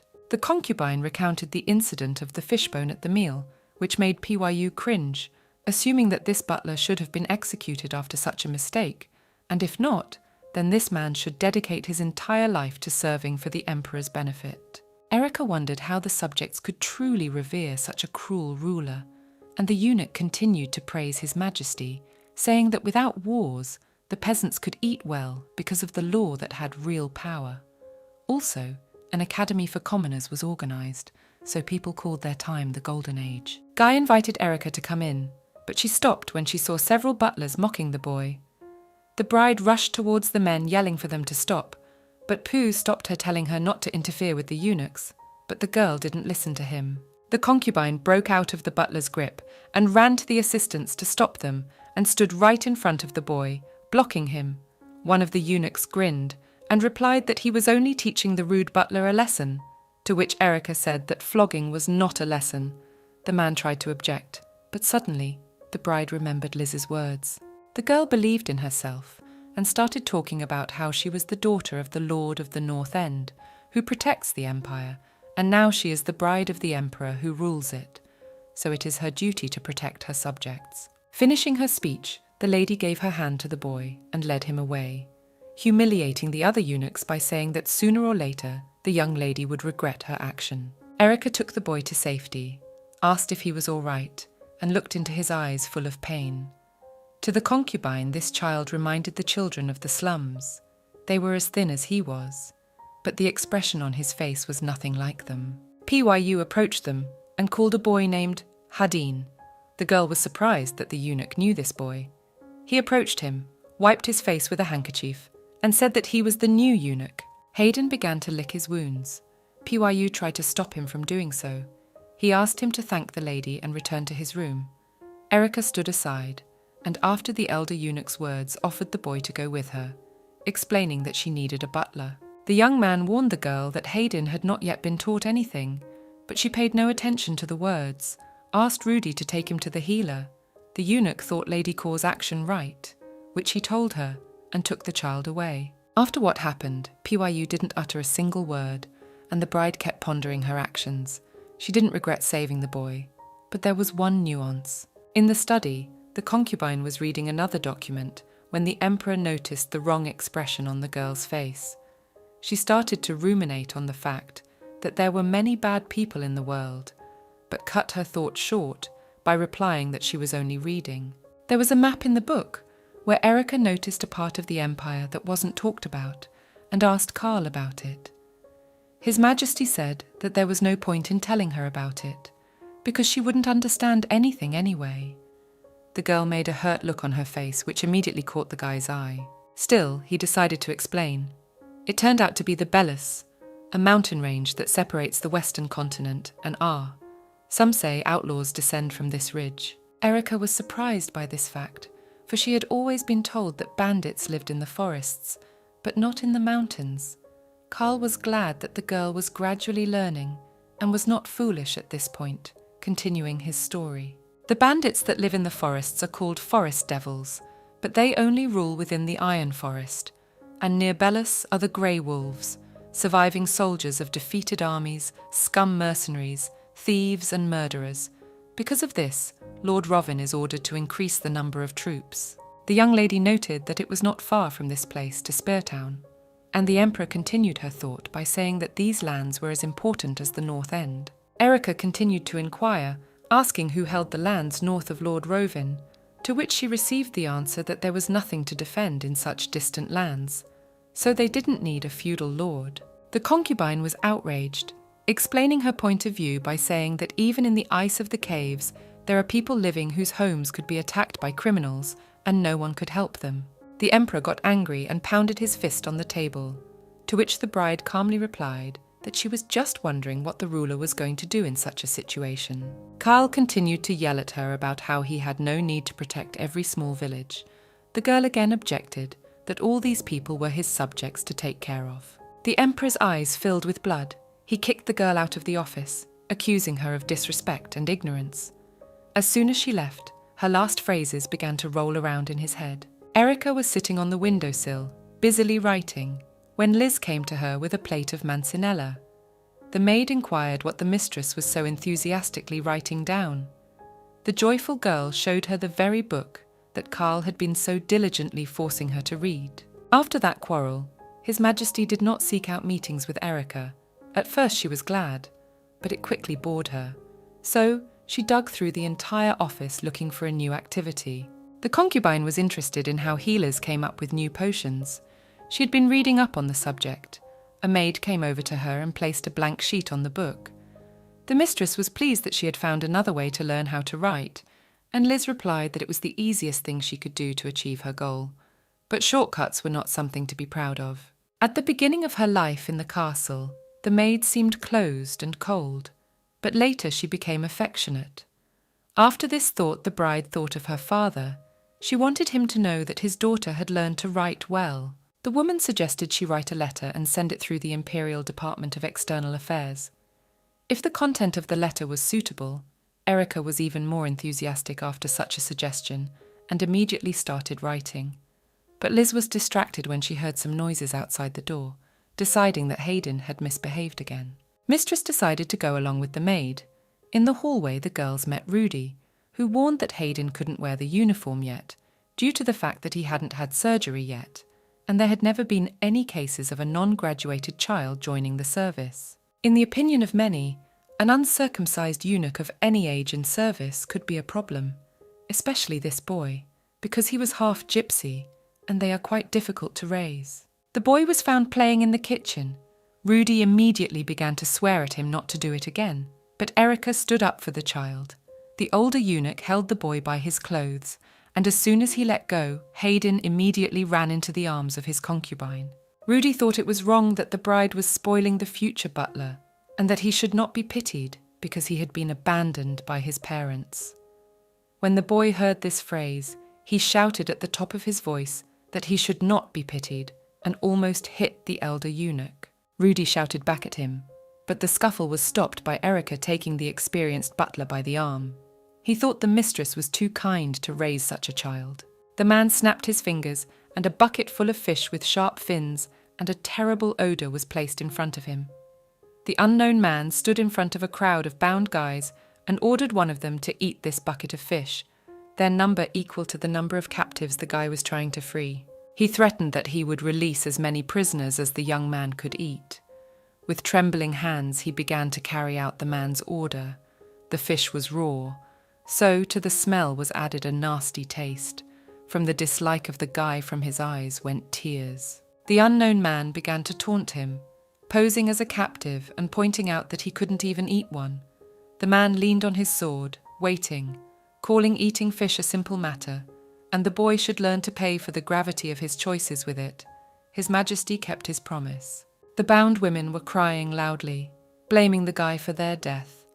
It turned out that they were pregnant, and after the birth of the children were going to name them after the dead knights and members of the royal family, nurturing hatred for the imperial family and the desire for revenge. The healer walked over to Carl and took him under the arm to take the exhausted lad to the infirmary. His Majesty sat on his knees and told his father that he had been wrong. Only after the deaths of these men could he live in peace. The Emperor woke up from his nightmare, trying to catch his breath. He could smell blood again, and the vile sensation of fish in his mouth. The eunuch who served in Carl's chambers was ill, so he was replaced by Pyu. He offered His Majesty water, but he refused, asking for something stronger. The boy walked out of the bedroom, exhaled, and was beginning to think about what to bring for a drink, when a yawning man appeared in the hallway, suggesting that the young butler had once again failed to turn down night duty, later sending him off to run an errand as soon as possible. Pooh thought the Emperor should bring alcohol, but the experienced eunuch warned that it was a foolish idea, and His Majesty would not drink alone, and reminded him why the ruler needed concubines, suggesting someone from the northern palace. When His Majesty suffered from nightmares, all concubines who entered his chambers would die. This is known only to those who are in the harem for a long time, and to the concubines themselves, and the secret is guarded most carefully for their own safety. The concubines who are aware of what is going on are locked in their chambers for the night, and the choice falls on girls who are unaware of the circumstances. But there are also cases when the eunuchs harbour a grudge against one of the ladies. Rudy looked downcast and wondered if something had happened that night. Erica was going to a meeting with the emperor, calmed him down by suggesting the eunuch go to bed. The butler did not agree, but decided to go with her. Pooh, Erica and Rudy were walking through the garden to the carriage in which they were to go to the emperor's residence, when they heard a rustling in the bushes. A few seconds later, something came out of there. The young men cried out in fear, and it was only Hayden who asked the mistress not to leave. The concubine looked at the child with kindness, asking why he was still not in bed, to which he looked at her with sad eyes and guiltily replied that he had only noticed Pyu leaving, again asking Erica to stay. The mistress smiled back. She said she couldn't stay because it was the emperor's order. Hearing this, Hadine put something in her pocket. The girl was surprised. The boy laughed. Rudy was afraid for his concubine, and Pugh began to hurry the young men, for they were already delayed. When the eunuchs along with the mistress arrived at the castle, there was some commotion that made the girl nervous. On the floor she noticed a cloth with bloodstains. The men picked it up and carried it away. Erica's body was covered with trembling. The bride wanted to find out what happened. One of the guards apologized to the young lady for what had happened, wished her to be more careful and left with everyone else.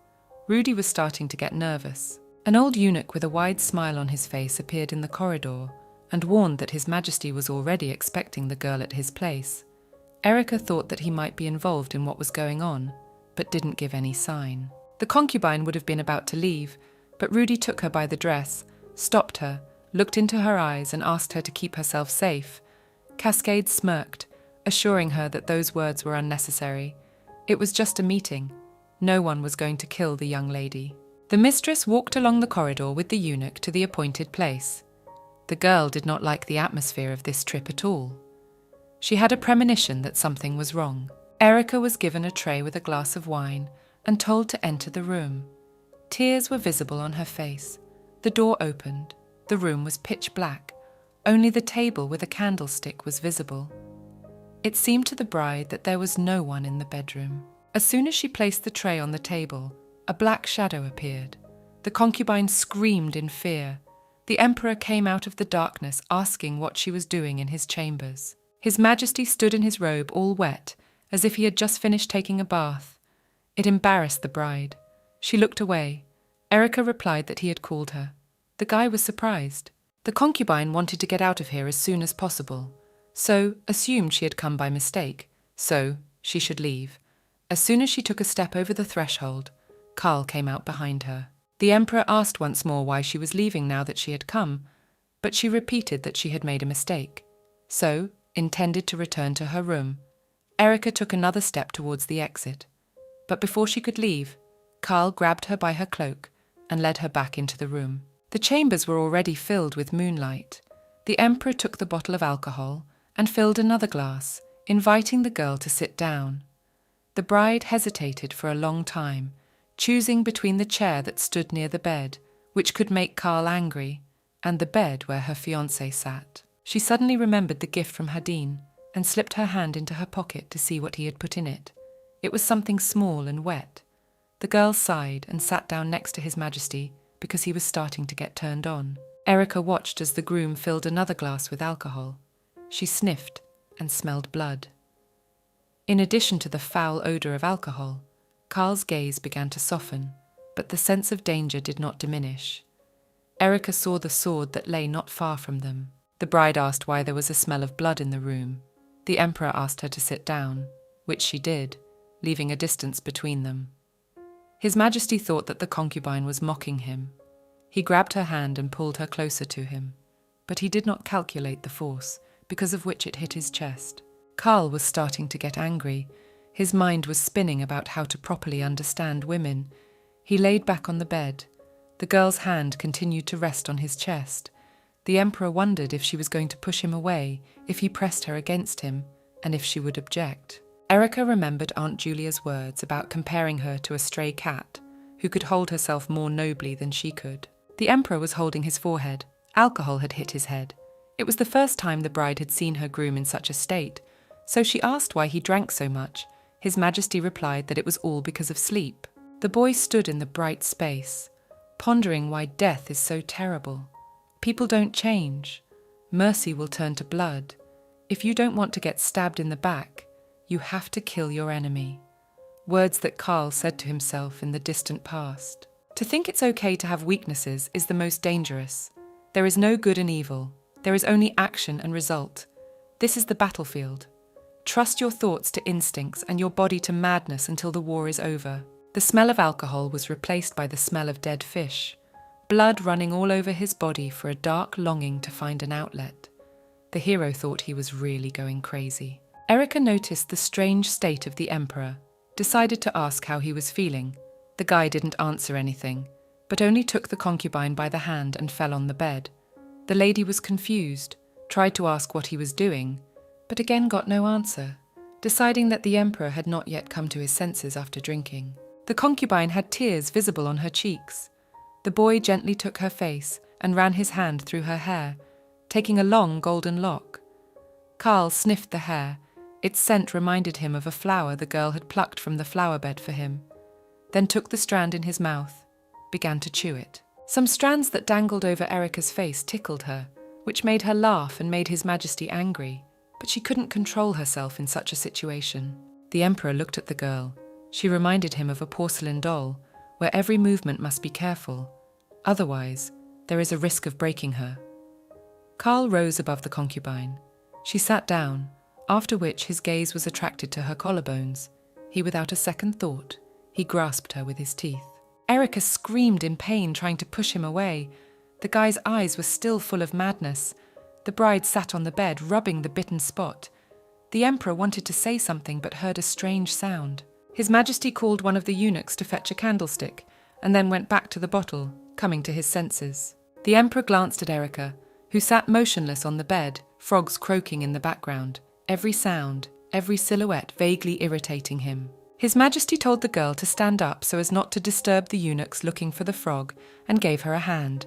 The concubine accepted the help, but Carl kept thinking he wanted to bite her, but didn't want to add any more sounds. Cascade entered the room with a candle in his hand, but seeing the Emperor and his fiancée holding hands, he became alarmed. His Majesty ordered without further words and questions to find the frog. A commotion began. Every corner was cleaned, and the green rascal was almost caught. Carl suddenly realized that next to Erika, he felt like a predatory beast rather than a human being, but he didn't understand what was causing the feeling. The mistress reflected on her life. She knew the place where she lived, but she was just a contract signed for the well-being of the North. The engagement was a seal on the document. Erika considered herself just a weed that failed to bloom because of a cruel tyrant. She often wondered if they could get along together, but she was wrong. The Emperor started complaining about the frogs. The bride looked angrily at the groom and snatched her hand out of his palm. Carl was just as angry at her behavior, so he warned the concubine that she should not touch him unless she wanted to be thrown off the balcony. The mistress had thought she expected nothing from the guy, but now she realized she wanted some affection from him. But since he did the same thing to all his concubines, why should she be the exception? Something unknown seemed to shatter in the girl's chest. She regretted waiting for understanding from this man. Sadness constantly sat somewhere close to her heart, and every time something sad happened, it pounced from within to hurt. The Emperor didn't care. He was only intimidating Erika. The mistress was determined that she didn't want to see him again. It was getting dark outside. The locals had lit the lights in their houses. The concubine looked into the distance, and her eyes lit up from so many lights. The bride was comforted by the realization that there were people in the capital besides her surroundings, and lights in the houses, she cried. Carl looked at the girl nearby, and noticing her crying again in thought, rebuked her for it. He didn't understand what his fault was. After all, he hadn't done anything wrong, but he could see they were tears of fear. The Emperor continued his thought. The guy thought he wasn't doing anything wrong, and the girls were looking forward to some intimacy with him, but she was his lawful bride. A strange feeling sat inside, like a sticky wet hand stroking the back of her neck. After a long silence, Carl allowed the girl to leave, yes, as quickly as possible. Erika apologized, again blaming it on the Emperor's whims. Rudy was watching, standing at the corner of the wall. As soon as she approached him, the eunuch took her hand and motioned for her to return. Whether it was the tears flowing from his eyes or the small lights in the distance, his soul was no longer aching. As if everything that had happened before had become a brief illusion, Karl began to cry too. Erica thought he was in pain too. The sun was shining brightly outside, warming her with its rays. Erica was picking flowers from an orange tree to make potpourri. In fact, she had chosen such an easy job to relieve her head and rest from her intrusive thoughts. But the most important reason wouldn't let go: the Emperor. Liz reminded her that His Majesty wasn't going to kill her. But she knew that, as well as the fact that after the marriage they would inevitably get closer. But how strong that closeness would be was impossible to predict. Mistress hadn't had this kind of experience up to this point because she had never interacted with someone close enough, and she couldn't get used to her situation and what kind of person she had gotten. Liz was worried about the wound on her concubine's neck, but the girl herself didn't care.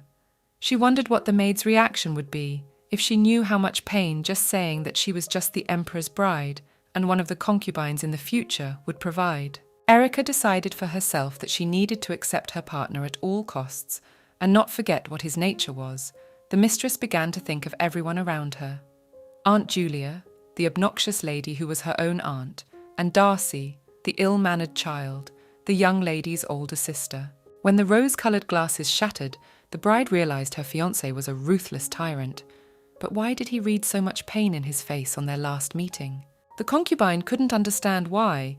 When Karl called out to her, she began to freak out. As soon as she pictured the image in her head, she began to drive similar thoughts away from her. Liz noticed Mistress's strange movements and asked what was wrong. The girl replied that she remembered a shameful thing, calming the maid down.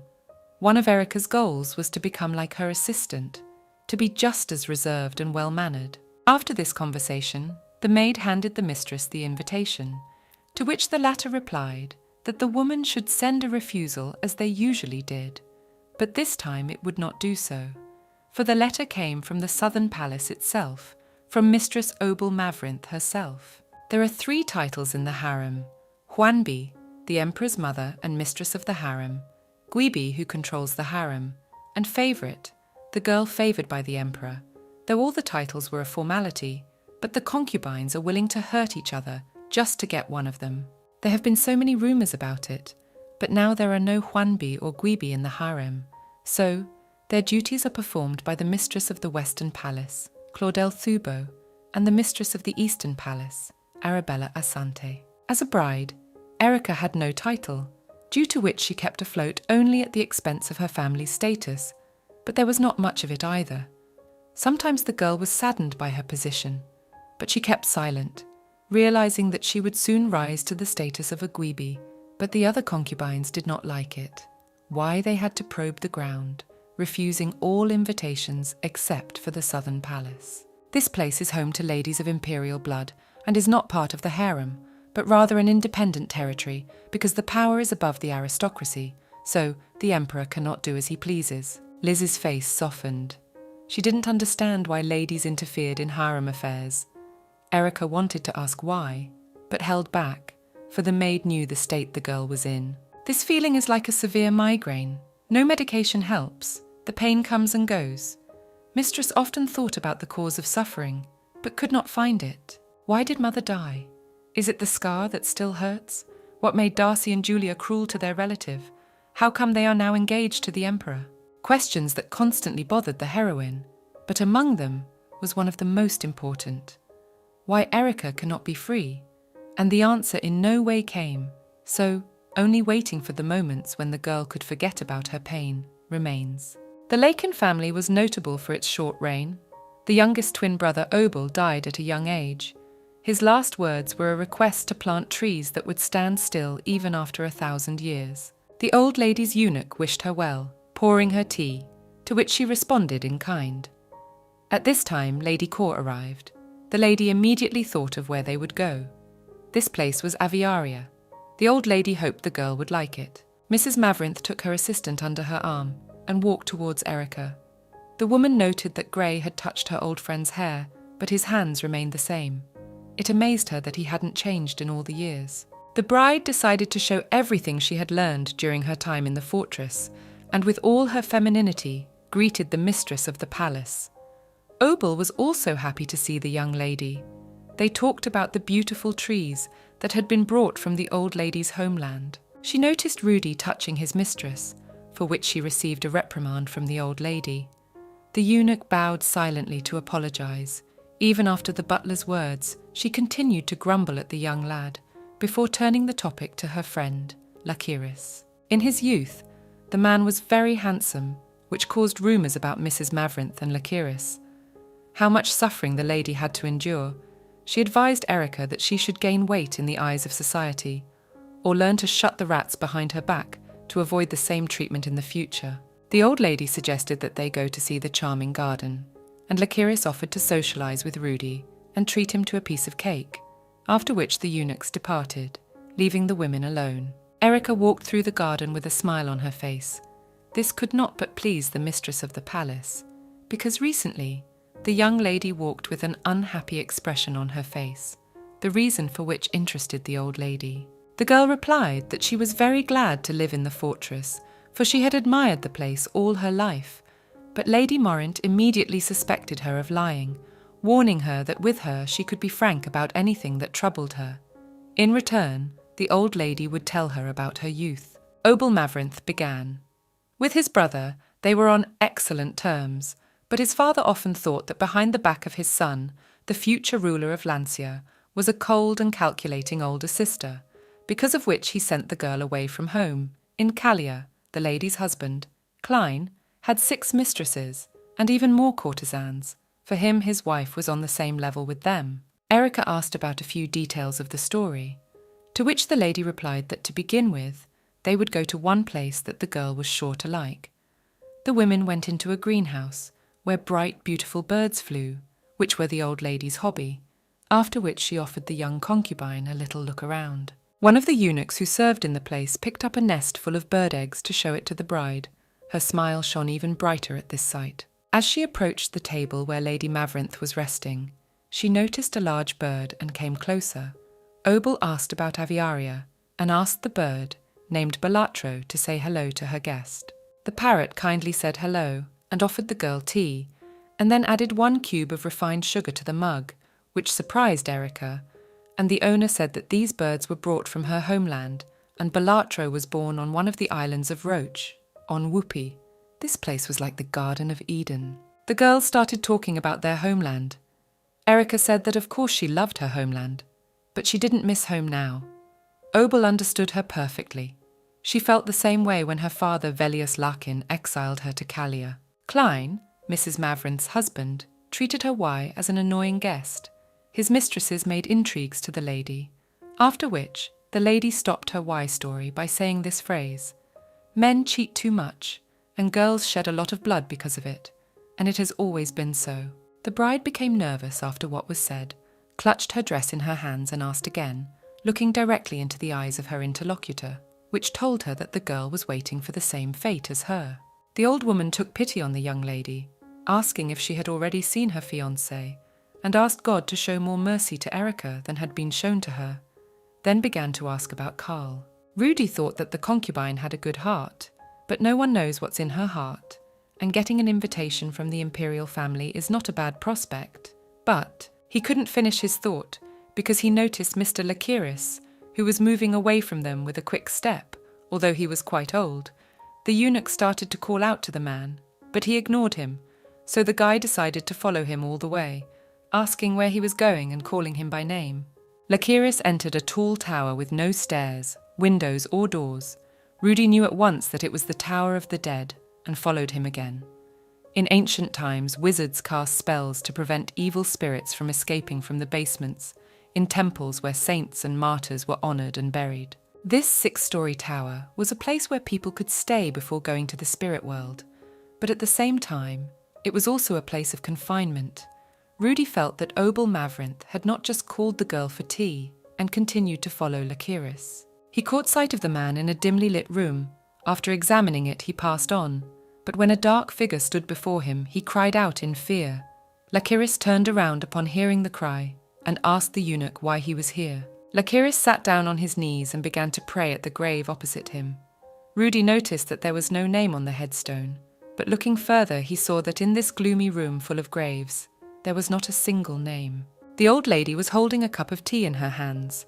They were shaking. Noticing this, the maid suggested the lady rest.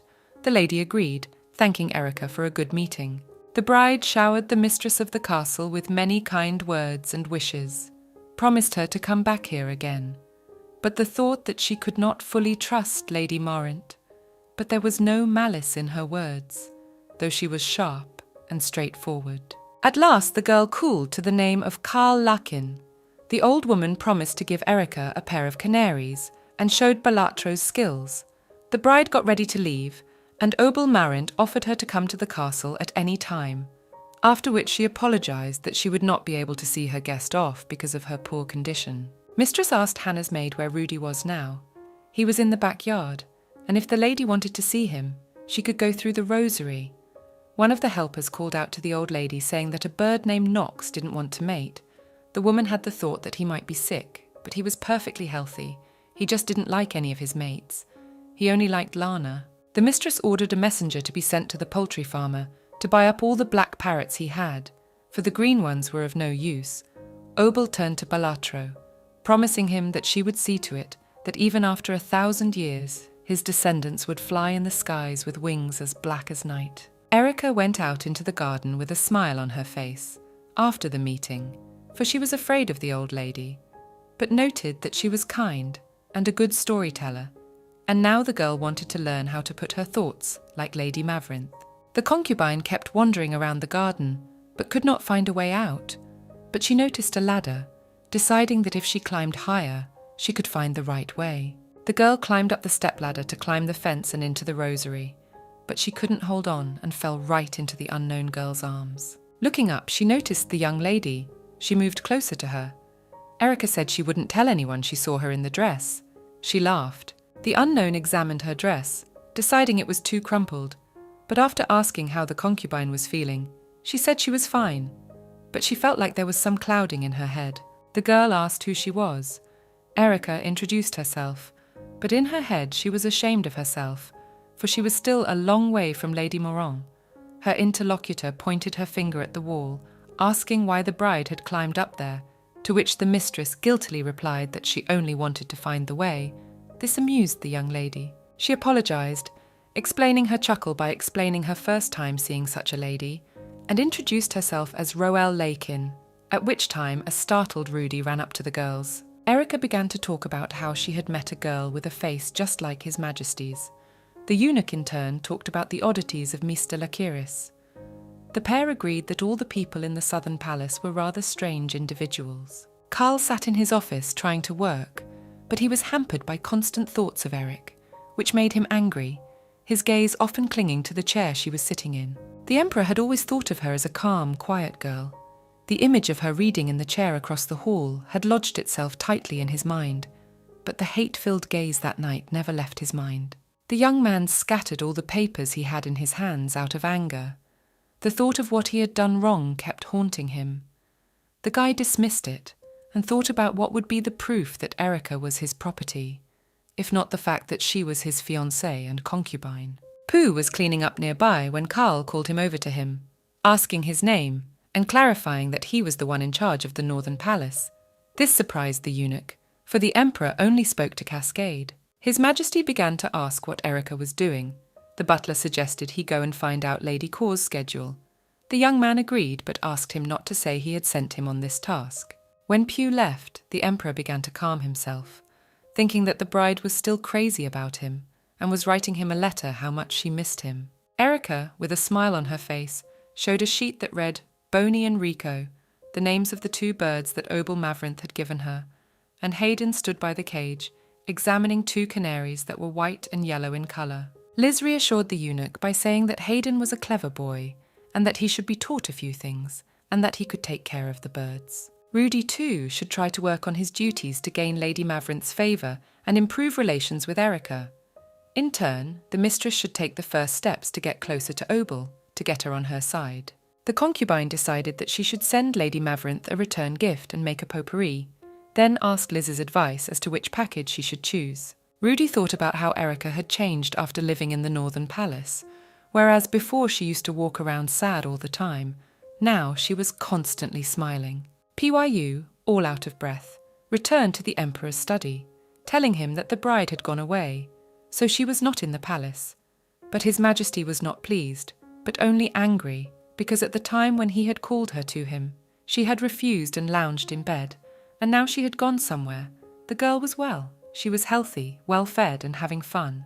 Lady Morant thanked Erica for the gift and offered to see her treasure chest, where there were children's drawings, letters, and an old whip.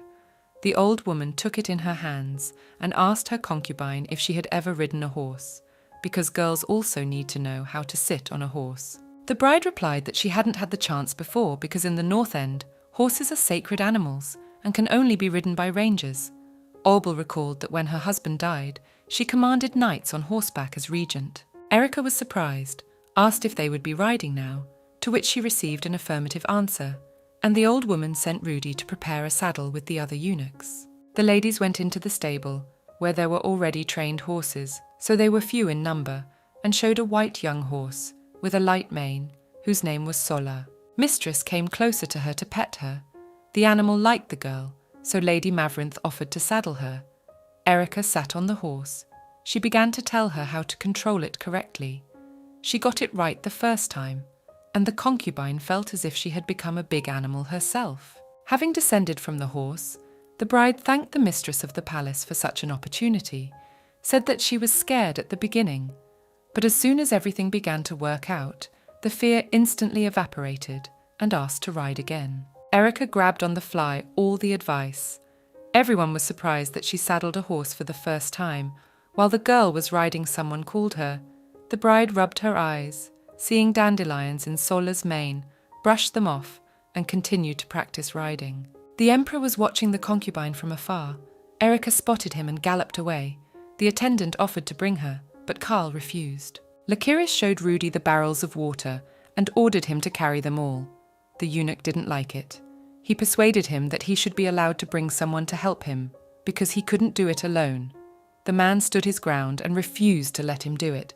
The old man explained that other people were forbidden to enter here, but he realized at once that Erica already knew about this place. Roel was reading a book when the concubine returned and wanted to talk to her about something, because the girl was already bored with literature.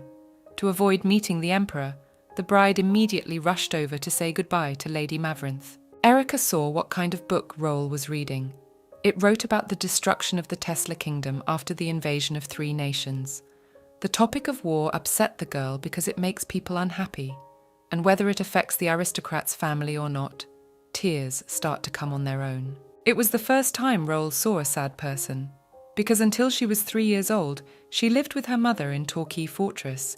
They were not welcome there at all, because of which later she was locked up in an old fortress on Roach Island, where there were only stones, maids who did not speak, and a cruel man that came to visit the girl. And as soon as the war ended, her grandmother moved to this place to support the young emperor and took the lady to herself. Erica thought about how similar they were in their loneliness. The girl continued her story, adding that her grandmother was quite a strange person, but her older brother was no better. Even if something bad happened to her, it didn't matter, because good things came to her sooner or later, like meeting a concubine. Rudy finished his work and sat down on the floor from exhaustion. Lykiris put a bucket of water next to the guy to make the swelling go down from his hands. The man noticed that the eunuch was sitting on the lid of the coffin, but it didn't bother the guy at all. After all, the dead don't care. Lykiris said that there was no one in the coffin itself, but that it had a master, a phrase that startled Rudy. And he asked about the others, the eunuch thinking that they were all for the fallen of the war, since the tomb was so carefully cared for. The man rejected this hypothesis, explaining that he was moved not by a feeling of love, but sincerity. So he asked for their forgiveness. Lykiris began to threaten the guy that if his secret is revealed, his loved ones will face a terrible death. Karl warned Obel that he wanted to take some horses, but the lady wasn't satisfied with that, for he didn't even bother about her well-being. The emperor apologized. He believed that Lady Mavrinth was inventing all sorts of schemes while sitting in the palace, and like a spider's web, weaving a vast tapestry that would take centuries to create. The old lady immediately realized that His Majesty was not interested in Sola, but in her rider. The guy did not give any sign. The lady continued her thought.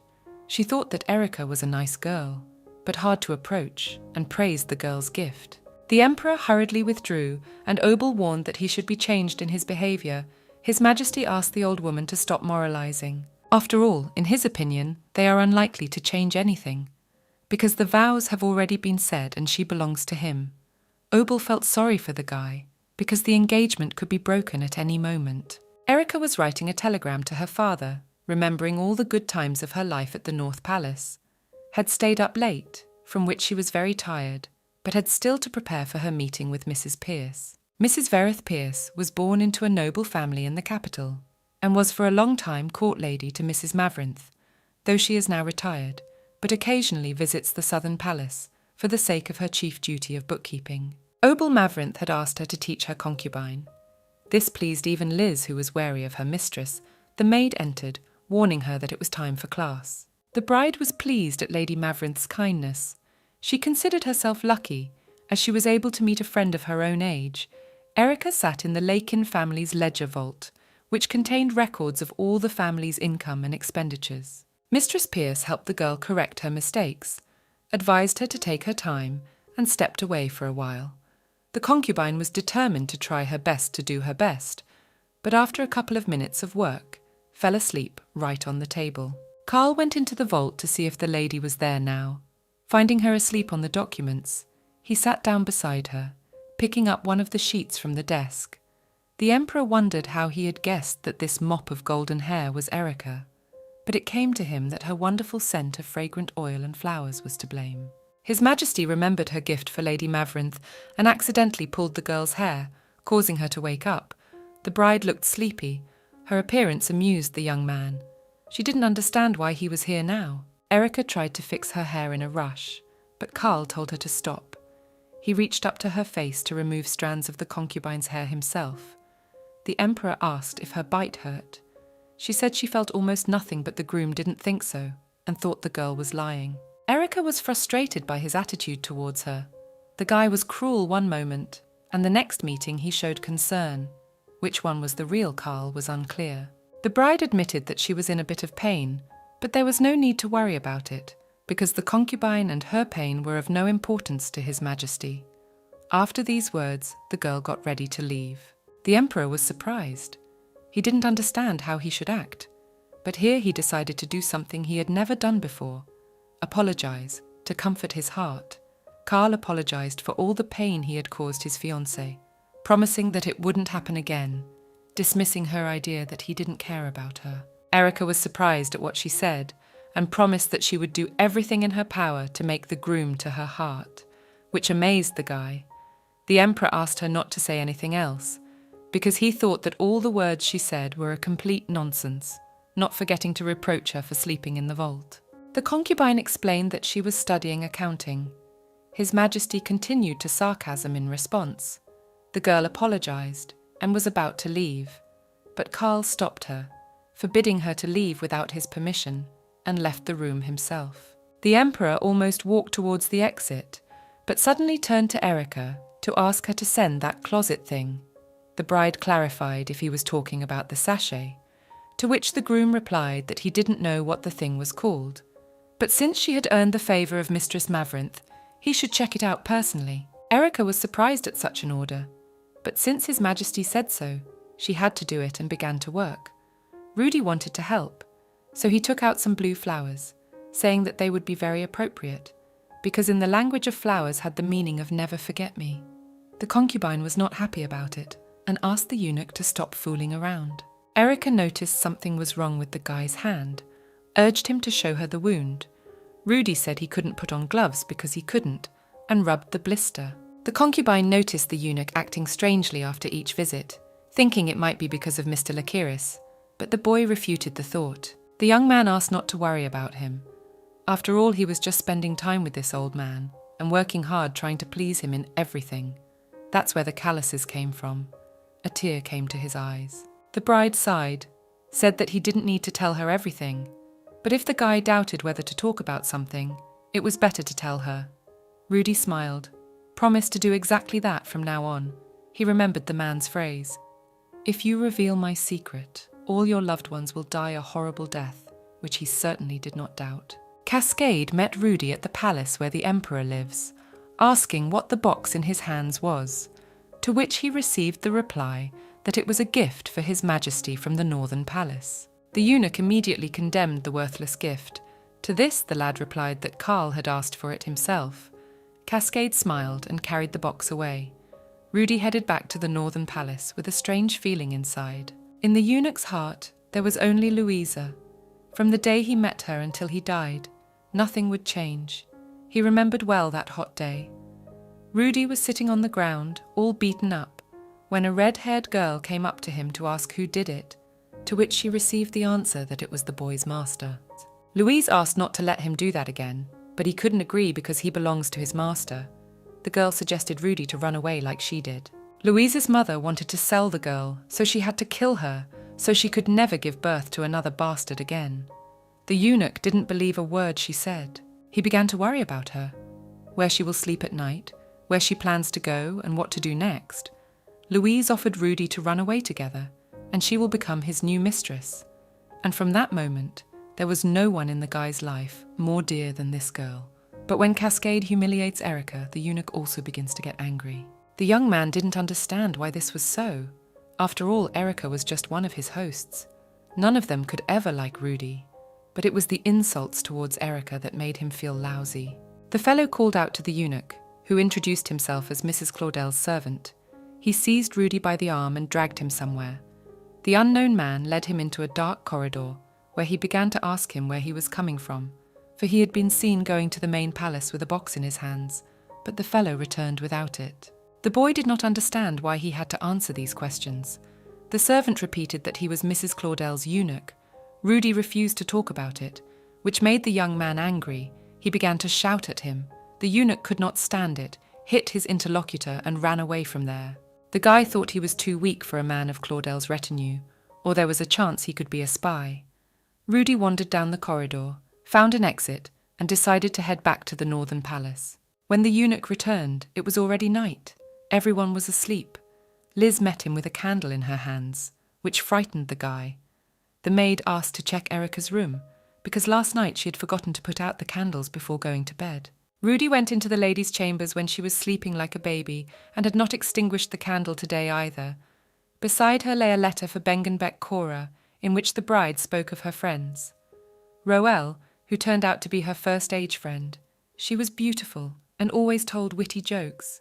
Liz strictly taught the girl to choose the right paths. She was kind and affectionate, just like Melinda. Rudy had always taken care of her and was always there for her, time with him passing imperceptibly. They had all become a mainstay for the concubine. The eunuch smiled at that, not knowing what to make of it. Erica attended a ballroom dancing lesson in the house of Mrs. Morin. The old lady thought that she dances quite well, and with such skills will not be embarrassed. Repeating after Liz, the girl fell to the floor without end. But better here than at the ball. The mistress of the southern palace asked how many times she had been to the events. To this, the bride replied that she had never attended them. The dance instructor embraced her concubine, assumed Lady Cor had not been in the capital for a long time, and was trying to adjust to life where she had no ties. Obel Mavrinth was relieved that the rainy season was not over yet, and Erica had time to show herself in society. Otherwise it would be hard for her to blend into the aristocracy later on, and the act would be perceived as ill-mannered. A woman offered to attend a reception at the Ria festival, asking the musician to play a few songs that would be at the very beginning of the dance. The old lady had asked her to bring her seamstress, so her concubine could get a couple dresses for the occasion.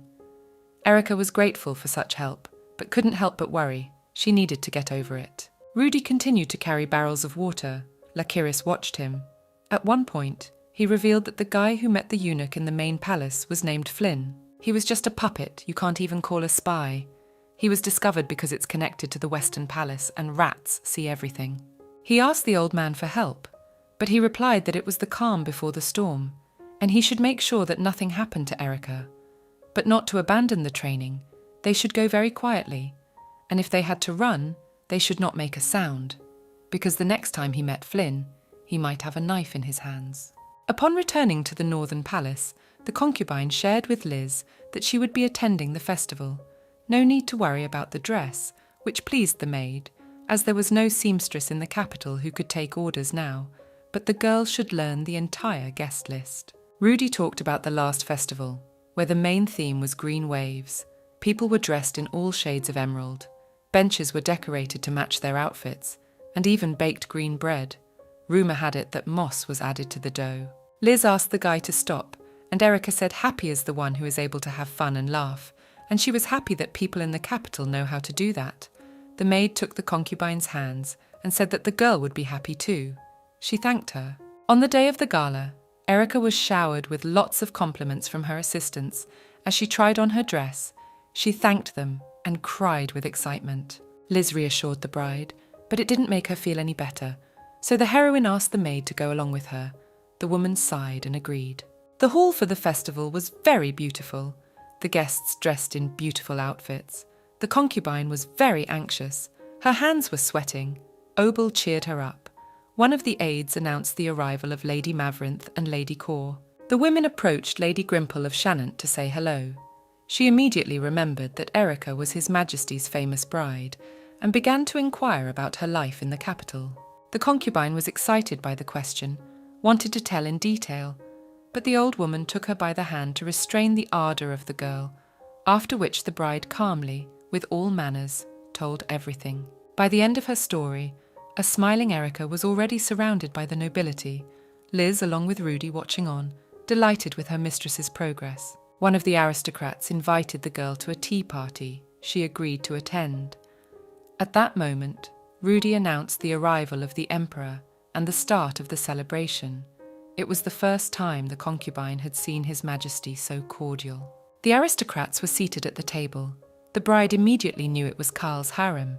Erica recognized from the crowd of girls Claudel, who looked similar to the empress, though she sat among the concubines. There were two ladies whispering behind them. They were talking about the poor fortune of the Tubald family and the jewels on Claudel's face. The girl glanced at Erica. She smiled at her, but the red-haired lady turned away from her. The bride turned around and began to survey the guests. Among them, the concubine noticed Libra of Rubital and Arabella Asante, noting that the girls were very beautiful. Erica compared Claudel to a blooming rose and Arabella to a delicate lily. She was like the very ideal of a Gweeby she had imagined while she was learning etiquette. Arabella noticed her fiancé's gaze and looked back at her and then looked away. She looked at her as if they already knew each other, but the girls had never met. There was a commotion at the table. The concubine thought that some special dish was being brought, but what was on the plate surprised her. A crocodile was placed on the table. The heroine asked to take it away. She was extremely surprised how the others could eat such a thing. Besides such a delicacy, there were other strange dishes on the table. Erica thought it was bad taste. In the end, she ate almost nothing. Lady Maverinth was enjoying the evening. Claudel and her henchwomen were happy about it, and Lady Grimple was worried about her friend's condition. Obel asked the musicians to keep playing, and the servants to pour her drinks. When one of them approached the old lady, the concubine stopped her. The bride proposed to the mistress of the southern palace to go to the lounge, asking Lady Thubolt if she would agree to go with her, to which she received consent. Claudel of Jez considered it a great honour to meet the future Gweeby and introduced herself. Erica paid a few compliments to the girl and greeted her in return. The concubine introduced the girls behind her back, the inhabitants of the palace, and wanted to tell more about them. But Lady Maverinth was clearly unhappy with Tubolt's presence, so she left, considering it a disregard for etiquette. The old lady took another sip of alcohol and began to talk about how great bloodlines create great descendants, while promiscuous relationships, on the other hand, produce promiscuous people. She considered them as bastards. These girls know that they can't mess with the purity of blood, but want to do it for personal gain.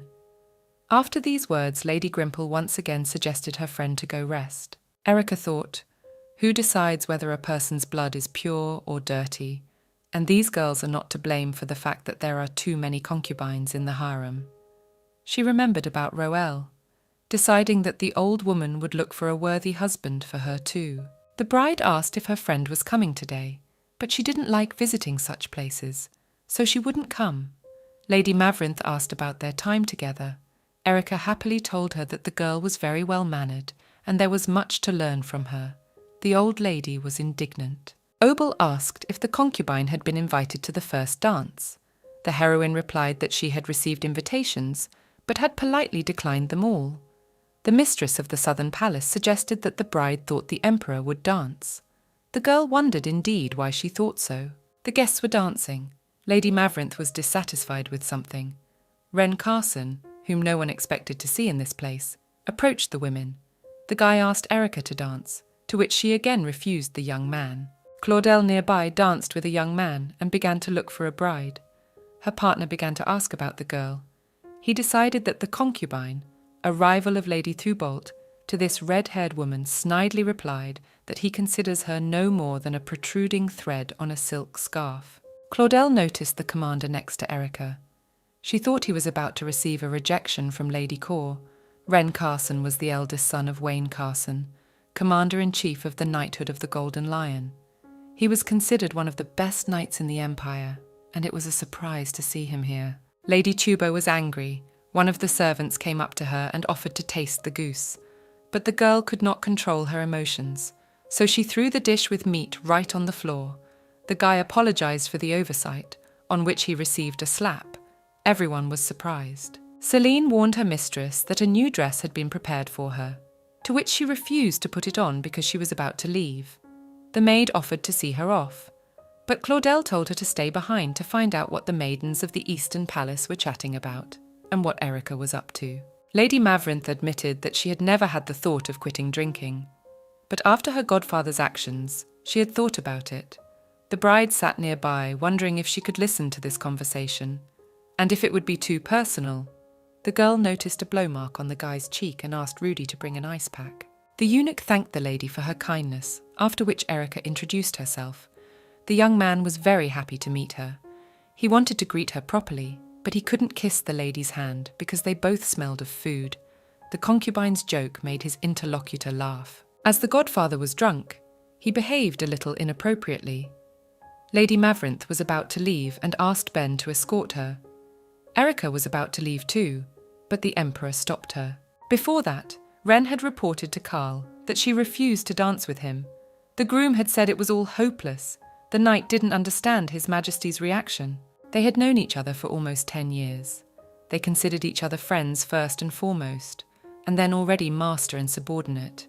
So the guy saw all too well what was in his heart. Some of the knights felt that if they really wanted her to dance and have a good time, they would send Adil to her, who had good manners, was popular with the noble ladies, and was like a blooming rose among all the gloomy men in the order. The emperor gave the order after the event to prepare weapons and assemble on the Platz. Wren assumed Erica had not agreed, even if Adil had been sent to her. He thought it was His Majesty that the girl was waiting for. The knight bowed and stepped back. One of the order members praised the commander for getting away with it so easily. The others began to compare themselves to Wren. They are knights in direct subordination to the emperor, considered the best in the entire empire, but for some reason became like a flock of noisy sparrows when not in public. The commander once again reminded the gathering after the event to stop the galloping. The rest of the guys began to banter about it amongst themselves. The emperor extended his hand to Erica, offering to dance with him together. The girl was surprised at such an invitation, warning that she was not a good dancer, and offered her hand in return. The bride repeated the steps of the dance in her head. Karl whispered to her that she should not hurry, which made her angry. The concubine stepped on the groom's foot. His Majesty was surprised and pulled Erica to himself. Behind the backs of the couple, there was a condemning whisper. The girl was embarrassed. Karl asked for his hand again. The concubine apologized and ran out of the hall in tears for such an oversight. The heroine went out on the balcony to get some fresh air and was disturbed by the emperor, reminding her of her words about his orders, which she must follow. Lady Cor wanted to object, but did not finish her sentence, then said, "If you get bored with the dance, you immediately turn around and leave," and turned away from the groom. His Majesty admitted that he was the one who had caused the scandal, because his partner had stepped on his foot. The girl apologized. Karl wanted to give her advice on what should have been done if she wanted it to go well. But before he could finish, Erika was crying. The emperor went to the railing and began to tell about the grey wolves, brigands that live in the mountains. Not far from them, there was the land of Bikalpa, which none of the 6 kings wanted to own. But the most important thing was that they built a hospital there. The bride was surprised, for Kalako relies only on the help of the temple, while Rahmi in the north has no such help. So a hospital now stands in the ancient ruins of Bikalpa. His Majesty again took the concubine by the cheeks and asked why she was looking like that, and thought that most likely he was not lying. Erika removed the emperor's hand from her face and praised him for such an act. But the guy thought that the bride was sarcastic, from which he took offense at her, and the girl in turn began to justify her words. Karl did not understand why the concubine was praising him. After all, he had heard such words 10 times a day. His Majesty once again extended his hand to the young lady to finish the first dance of her first ball. The bride accepted the proposal. During the dance, the heroine stepped on her partner's foot again, for which she immediately apologized. The guy in turn pulled her to him and apologized in return. Erika noticed that the emperor smiled. She noticed that when Karl smiles, he ceases to be such a cruel tyrant and looks like a boy. And time with him as if stopped. The heroine asked him to laugh so always, but was refused and defiantly upset at this time. Selina, maid Claudel, watching the couple from around the corner. Liz continued to be in the ceremonial hall and suddenly thought about the fact that a soft girl would not be able to get along with the ruthless emperor. But sometimes even he has moments of weakness only when no one sees. Something in him changes after all. The maid was called by Duke Oster, an old acquaintance of hers, saying he missed the girl. Elizabeth greeted the guy back. The young man tried to apologize. Liz refused to accept the apology, moved closer to him and whispered in his ear that to those who loved him, he must remain a low man and a traitor. The maid asked not to come to her with any more remorse because she considered it a scolding over the death of a child. The Duke asked the girl not to spend the rest of her life hating him and to stop hiding in the banquet hall in a pathetic maid's costume. Noted that she had done her mission well and should go home. Liz declined the invitation, explaining that she had never thought of that place as home. Oster replied that the harem was not her home either. He promised to do whatever she wanted from a good man, to a place where ability would be appreciated. But that didn't suit Elizabeth either, for she couldn't be bribed with that. Graham figured that since they hadn't seen each other in a while, his attitude must have changed.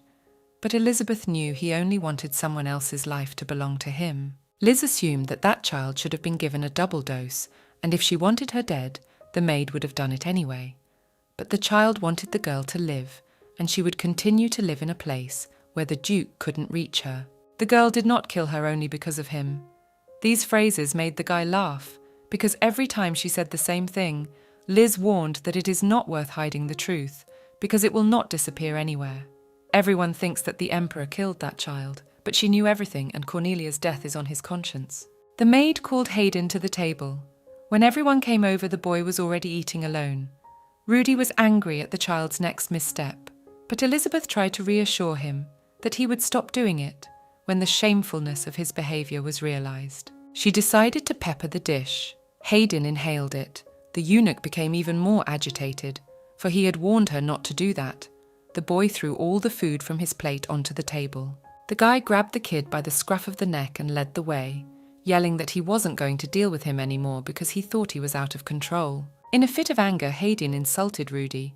The eunuch explained that there was something else in the food, and the Dythe smelled something else entirely. The boy took the pepper pot in his hands, not understanding what was wrong with it. The child said he smelled the seeds of the casallo, a pod plant in which only one seed can throw out shoots, and the remaining seeds become poisonous. But the poison is very weak, and you can only die from it if you eat them for a long time. Rudy was frightened by this fact, because of his calmness, he forgot what the harem really was. Many girls died at the hands of the emperor, but there are many concubines who were victims of internal warfare, and the most popular way of killing was poison.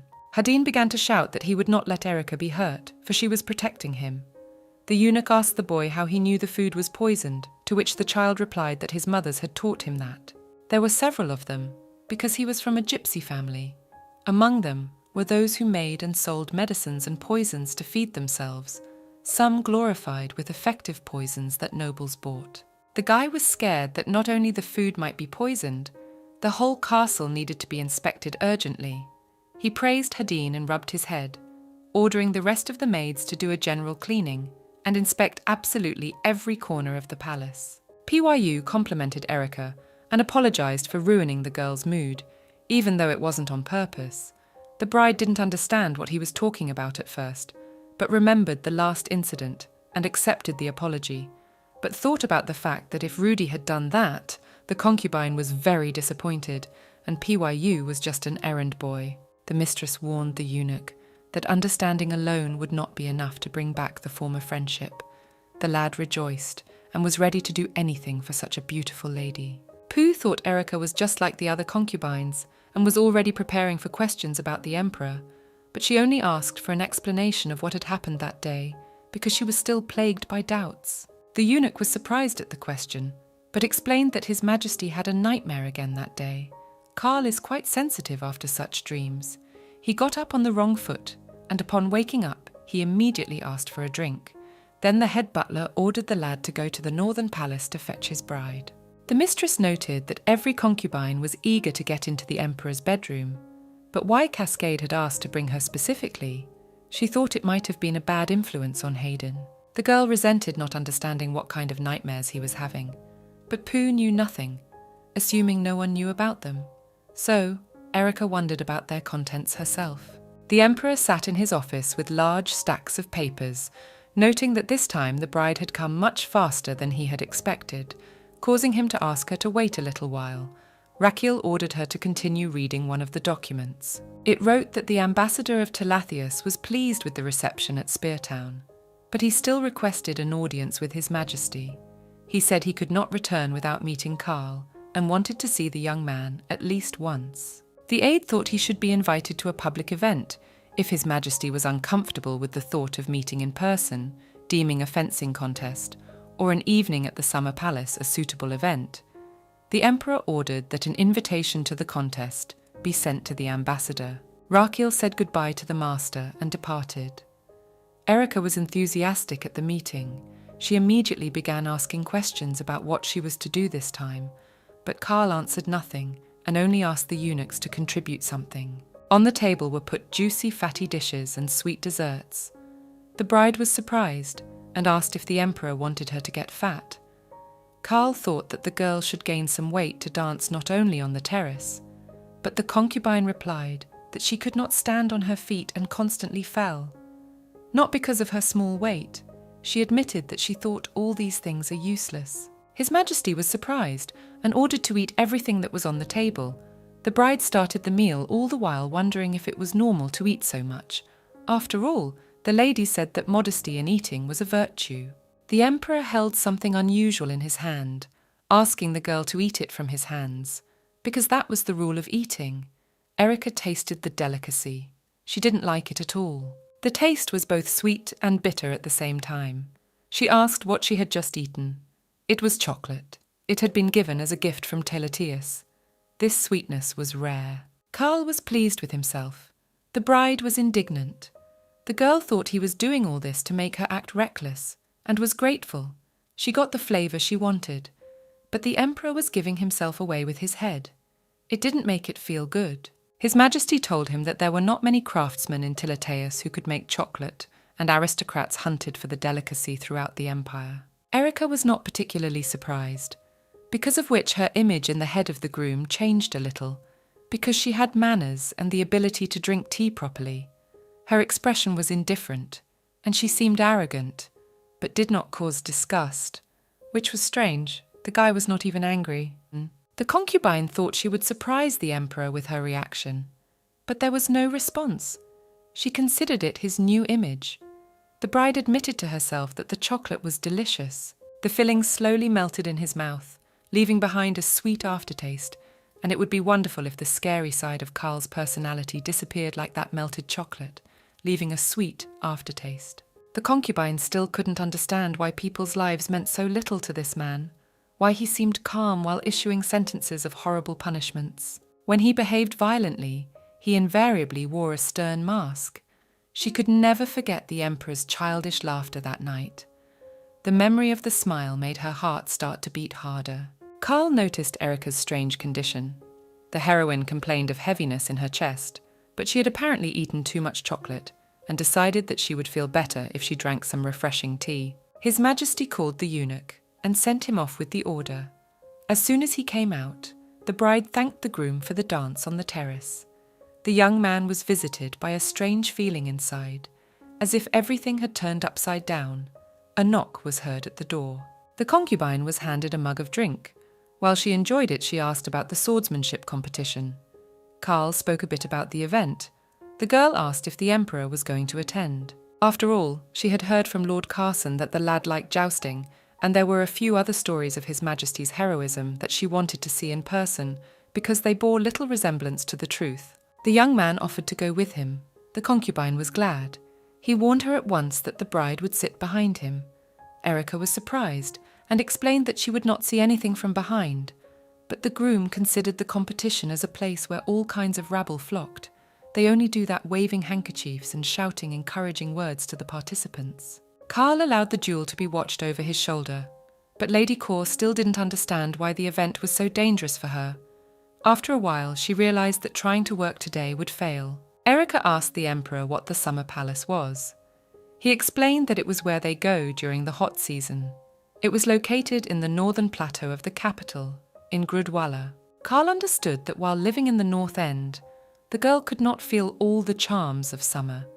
The concubine admitted that she had only read in books about hot sun rays, people dressed in light clothes. The Emperor confirmed the bride's guesses and added that sometimes it was hard for people to breathe. But in the summer palace, it was tolerable, because it was in a valley and surrounded by forest. Madame suggested that the valleys and forests here were different from those in the North End. It was no wonder the aristocrats liked to vacation in Grudwall. The country houses of noble families stood on the shores of Lake Swan. The grill was full of wealthy merchants, and the streets were filled with people. Festivals were held every few days. Fireworks were sometimes set off on the shore. All in all, it was a great place to spend the summer.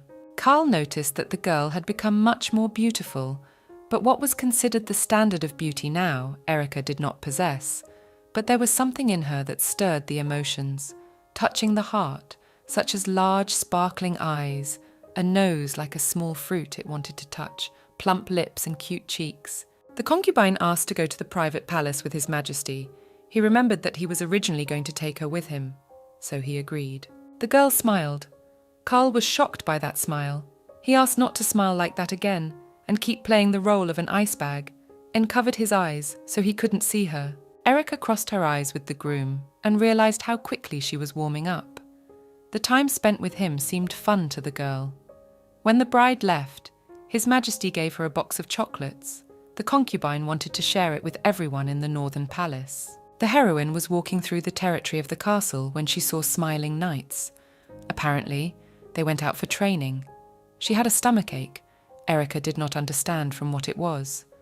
Because of chocolate or envy of the freedom of guys, because they could go anywhere, which the girl could not afford.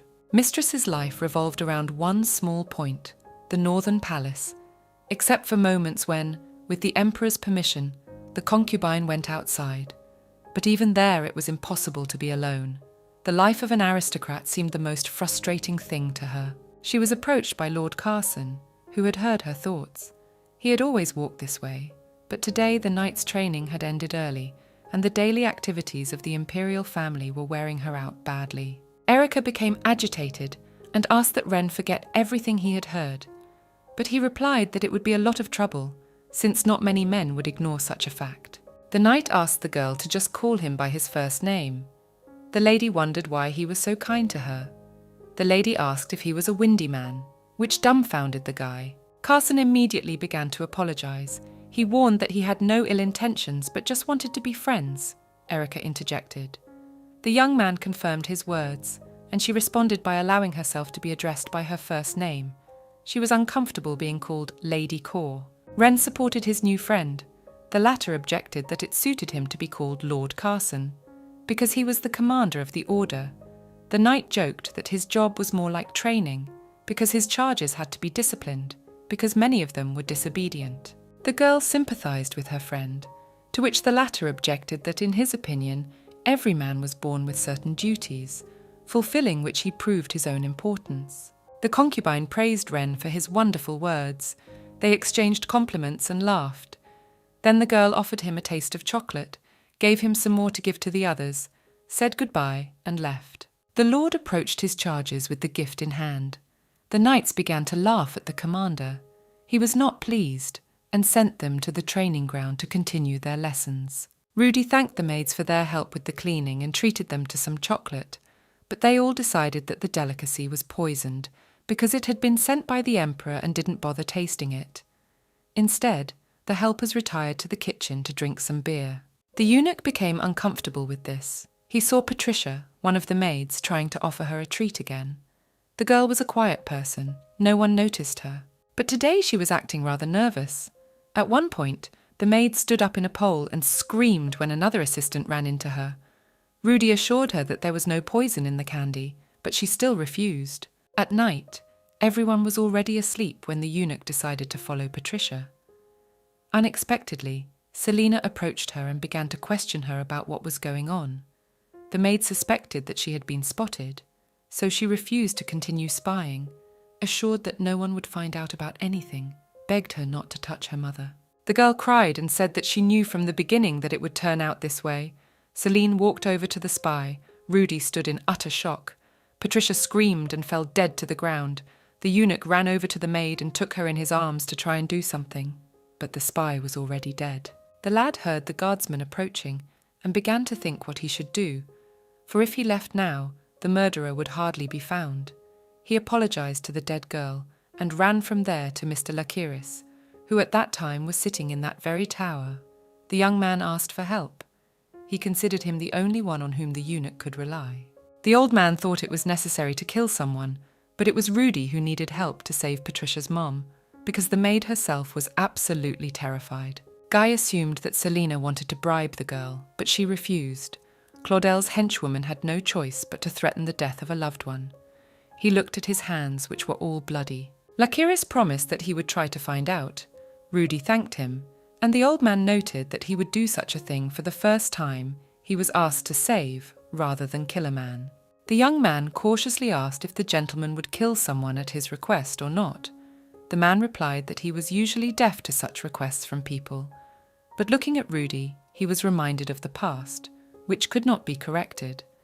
The man warned that he should not count on the result, because it was the first time he would do such a thing. Obel refused the chocolate because she couldn't stand sweet and sticky. Just the sight of the treat gave the lady a headache.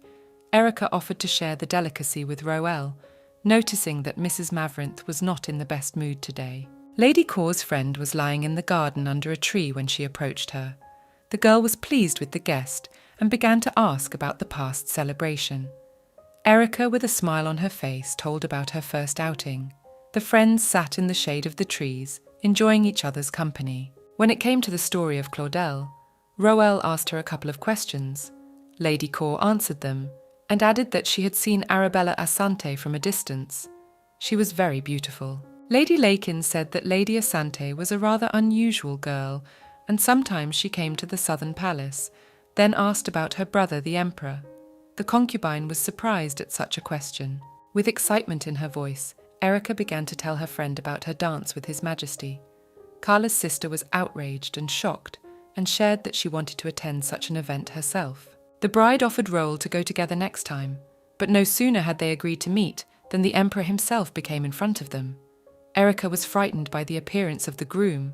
The guy, in turn, asked how she knew about this place and why the bride and sister spend time together.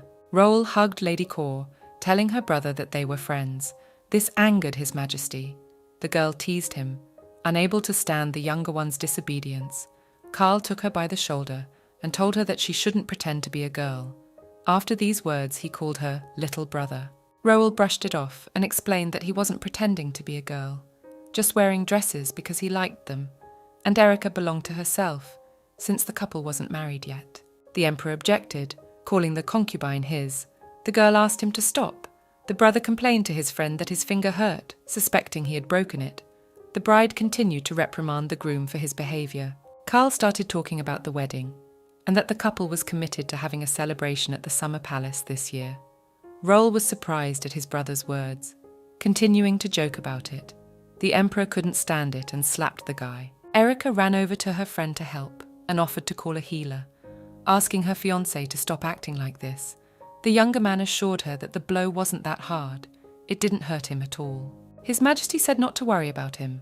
Even though Roll looked pathetic, he still had the blood of the Lakin family running through him, rebuking his brother for falling to the ground from such a light blow. Apparently Obel knew why Roll was in hiding. After all, he was the bastard child of the past emperor, a helpless child with a right to the throne. There was probably no more desirable prey for Karl's political opponents. The boy was regarded with apprehension, as if he were a wooden box, stuffed full of explosives, to be hidden in a secluded place.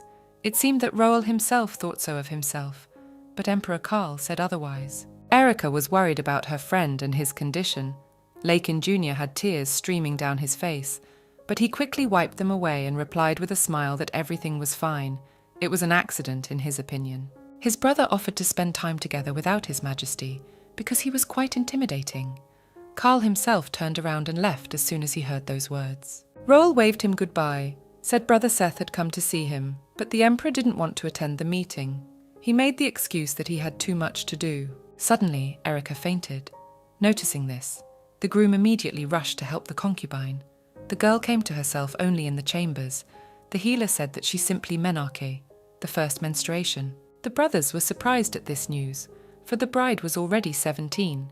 The healer left the bedroom, noticing that the lady had come to her senses, but before leaving, warned that it was not worth being embarrassed by the pain and talking about it immediately, also noting that the concubine had a long delay because the first menstruation begins around the age of 15.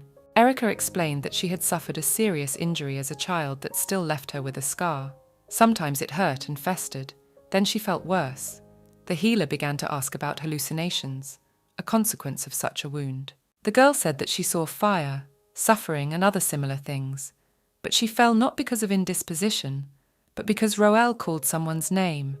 At that moment, everything exploded with pain in the heart of the mistress, as if cauterized by fire, and after the body was scattered into shards, that name was Seth. Lady Kaur read the very nice note, thinking it was a love letter, and noticed the many gifts in front of her. Liz said that when a girl becomes a girl, it was customary to give dishes, and it made sense to use them as a dowry. She noted that most likely Lady Morant treats her concubine as her family. Erika noticed the box of fabric His Majesty had ordered to be sent. When the lady was well, a tailor would make some new dresses for the bride. The heroine saw the bright red cloth, remembering that Claudel was wearing an outfit of a similar colour, so she suggested using it. Rudy warned that Karl and Roll were going to visit the Northern Palace, so they didn't have time to fool around. The girl heard her friend's name and became excited. She complained to the eunuch about the pain in her stomach. The guy took the cloth from the mistress, asking her to be careful. Liz was teaching Erika how to make pads for herself and realized why she was acting so much more affectionate with her. She was like Cornelia. Just the thought alone made the maid's face change. Cornelia was like a doll for Duke Oster. She was destined from birth to enter into a political marriage. Despite this fate, she was nice and polite to everyone. But in the soul of the girl raging flames, once for the sake of what she herself thought was right, poor Cornelia burned her life. Liz warned Erika that she was no longer a child and would face many challenges in the future, one of which was human guile. The bride refused the maid's advice, stating that it was her way. She smiled and began to recount while the concubine lived in the north. She hated herself. She had nothing but a sense of utter helplessness. She had done nothing wrong, but life was like a punishment. These were the thoughts that visited her that very day. The heroine thought that it was her fault that she was still alive. The maid thought that this story was too bitter for a 17-year-old girl. At this time, the mistress continued, everything changed with the move to the capital. There were some unpleasant days, but there were many more fun days. She had a lot to learn, and it was even exciting.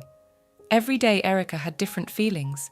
She couldn't imagine that a funny event or a joke that didn't make her smile before Now it causes a completely different emotion, and she is grateful to all the people who are genuinely worried about her. She is very happy to live here. Even though the path Lady Cor was on was not much different from Cornelia's, but this road is lined with ivy and thorns, a path of pain.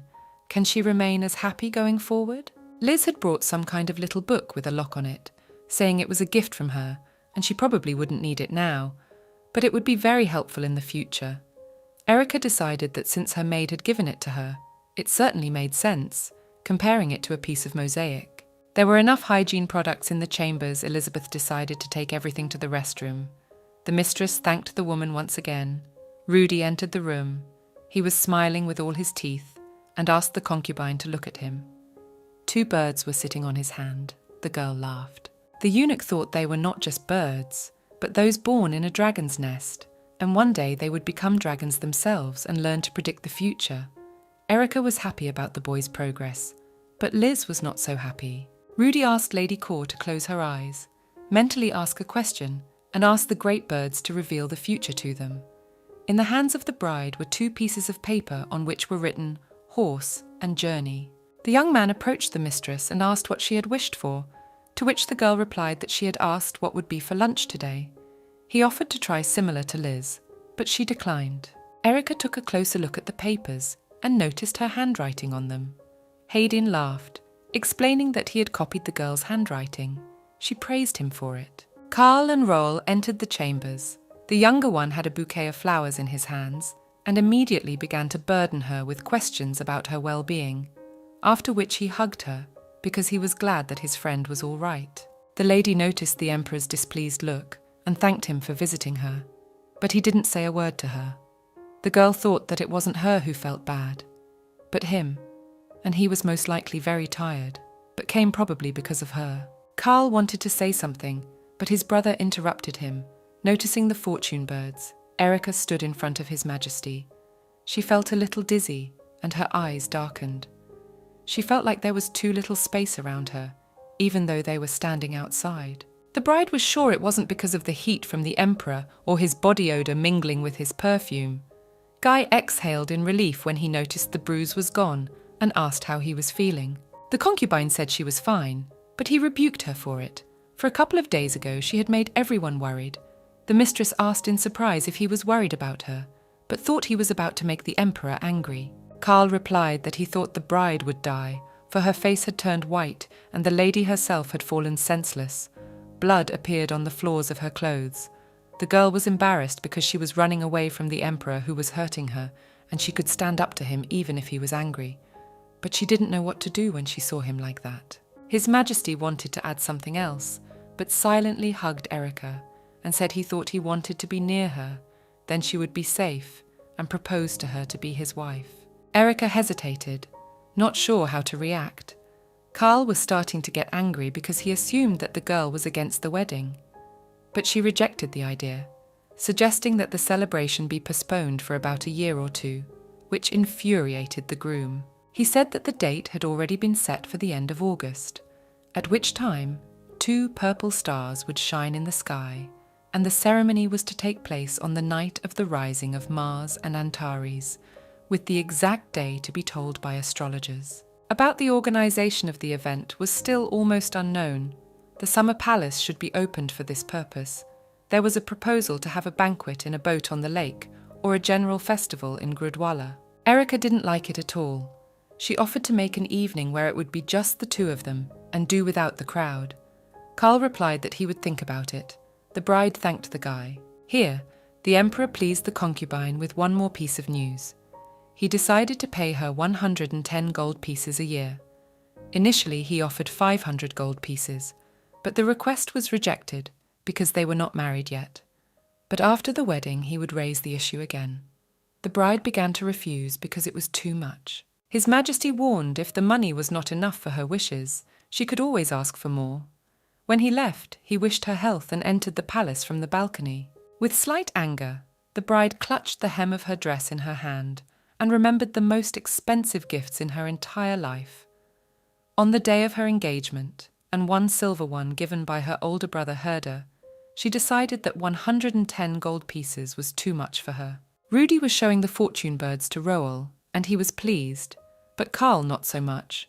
The younger one took his fortune bird and read on it, "Erica loves me more and Big Brother is a fool," to make a joke on His Majesty, but immediately got smacked on the head, and Lakin the elder took the papers from his hands and read their sword and crown, and the overlapped word was sea. The younger asked about his future, because it was the first time he had seen the magical birds.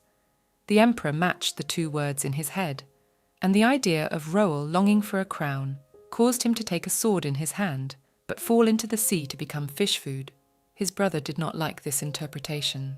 Karl asked what he thought would happen today. He pondered the question. He had never held a weapon and preferred to call himself a pacifist. He wondered about his older brother's cruelty, why all the servants that were in the corridor scattered. Larkin Jr. asked the emperor to stop scaring people and causing terror. He agreed with him. Roel handed his gift to Erica in an envelope. There was a blessing from the senior priest. Though all the gods love the girl as it is, but the friend wished for more love to come to her. She gratefully kissed the guy on the forehead, causing him to get all flushed. The brothers were about to leave. The mate wished the lady good health and promised that he would keep an eye on her fiancé. The bride looked away and saw His Majesty looking at the birds. She noticed that lately the guy was revealing himself from new sides. Roel once again wished his concubine a good rest and called out to his brother, who was still standing next to the magical animals. The younger one laughed at him, because most likely he was asking them if Erica liked him, but the older one dismissed the thought. In truth, it was not Karl that mattered to the boy now, but the fact that the secret with his real gender would be revealed, then his quiet life would be over. It was much easier for him to be born a girl and have fun with Lady Kor, and there would be no need to live in the southern palace as in a cage. He constantly spoke to her in hints and hoped that she would understand everything. The younger Lakin did not understand if he really liked his older brother's fiancée. Obel shouted and entered the room where Junior was sitting. He didn't understand what was wrong. As soon as the old lady entered, she immediately ordered him to change into another outfit. The boy entered the study, where Lady Morant was drinking tea, and began to reprimand him for daring to go out in inappropriate clothing. She had seen the boy cradling his late mother's things before, and sympathized with him. But now it was really time to throw away all the dresses. Roel knelt in front of his grandmother, and began to hint little by little that he had more feelings for Erica than for his girlfriend. He thought their acquaintance was a simple ploy from the old lady, and didn't know what to do next. Obel took her grandson by the face, and told him that on his brother's advice he should begin to study, so he would not leave the palace a step in the summer, but would only get a decent education, and if he fulfilled his part of the promise, Morant would fulfill his wish. When a girl's menarche begins, she must have the blessing of the goddess, so when the pain subsided, Erica went to the temple. Rudy said that Roel asked in great detail how to train Boney and Rico. Although the eunuch had trained them for fun, he thought everyone believed his joke, and he himself was beginning to believe that they were magical birds. The lady laughed, replying that her prediction had not come true at all. The boy answered her words with a joke, and they approached the temple. The girl went into a room where a large portrait of the goddess hung. A nun came up to her and called her after her, telling her the story. When the sky began to exist separately from the earth, the era of the gods came. Temples with shellfish and fish were erected for Na, who ruled the seas. Then Na created a mermaid out of the sea foam, who looked half like the goddess, and the lower part like a fish. The goddess gave song to the shellfish, who were devoid of pearls. Later, Na took the earth from the seabed, dried it in the sun, and created humans out of it. Erica noted that the story sounds like a legend, but her interlocutor replied that the tears are proof because they taste as salty as seawater. The girls went into another room, with dark walls. The nun poured Mrs. Return, a medicine that allows people to hear the voice of God within themselves. The beginning of the action will be after some time, and the very first side effect is sleep, and while the bride will sleep, then the nun will pray to the goddess Na. In the dream, the girl found herself in a bright place. She was called by an unknown woman, asking if she wanted to know the truth, but quickly left. Erica shouted to the girl, asking her to wait for her. They held hands, after which the concubine found herself on the ice, next to her mother lay. She wanted to tear towards her, but was yanked back by her sleeve, telling her to run, but she didn't listen and went that way. The mistress crouched down on her knees to get a good look at the man, but behind her she heard the swing of a sword and the cry, "The kingdom will remain pure forever." She squirmed and opened her eyes. Waking up, the heroine was in tears. Trying to get up from the couch, Erica had a scar. The nun ran for a healer. The nun turned out to be Arabella. The bride sat in her chambers. The healer had come to her to help with the pain, but aside from the scar, something strange was happening to her. She was having memories she didn't know she had. Return is a hallucinogen. It stupefies the mind and makes one think one has met God. The healer warned not to believe everything she saw. Erica wondered where her scar came from, but even the healer couldn't answer. He only hoped that the girl could find the answer herself. Sergio explained that there were two completely different wounds inside the concubine. The first was related to the soul, and for a long time the man had been researching its treatment, but it was still beyond the healer's competence. There was only one box that they managed to get. In it lay a clam. Erica tried to open it, but it didn't work. Sergio told her that the thing looked like a clam, but in fact it was much more valuable, and he waited a long time for the shell to open on its own. The attempts were unsuccessful.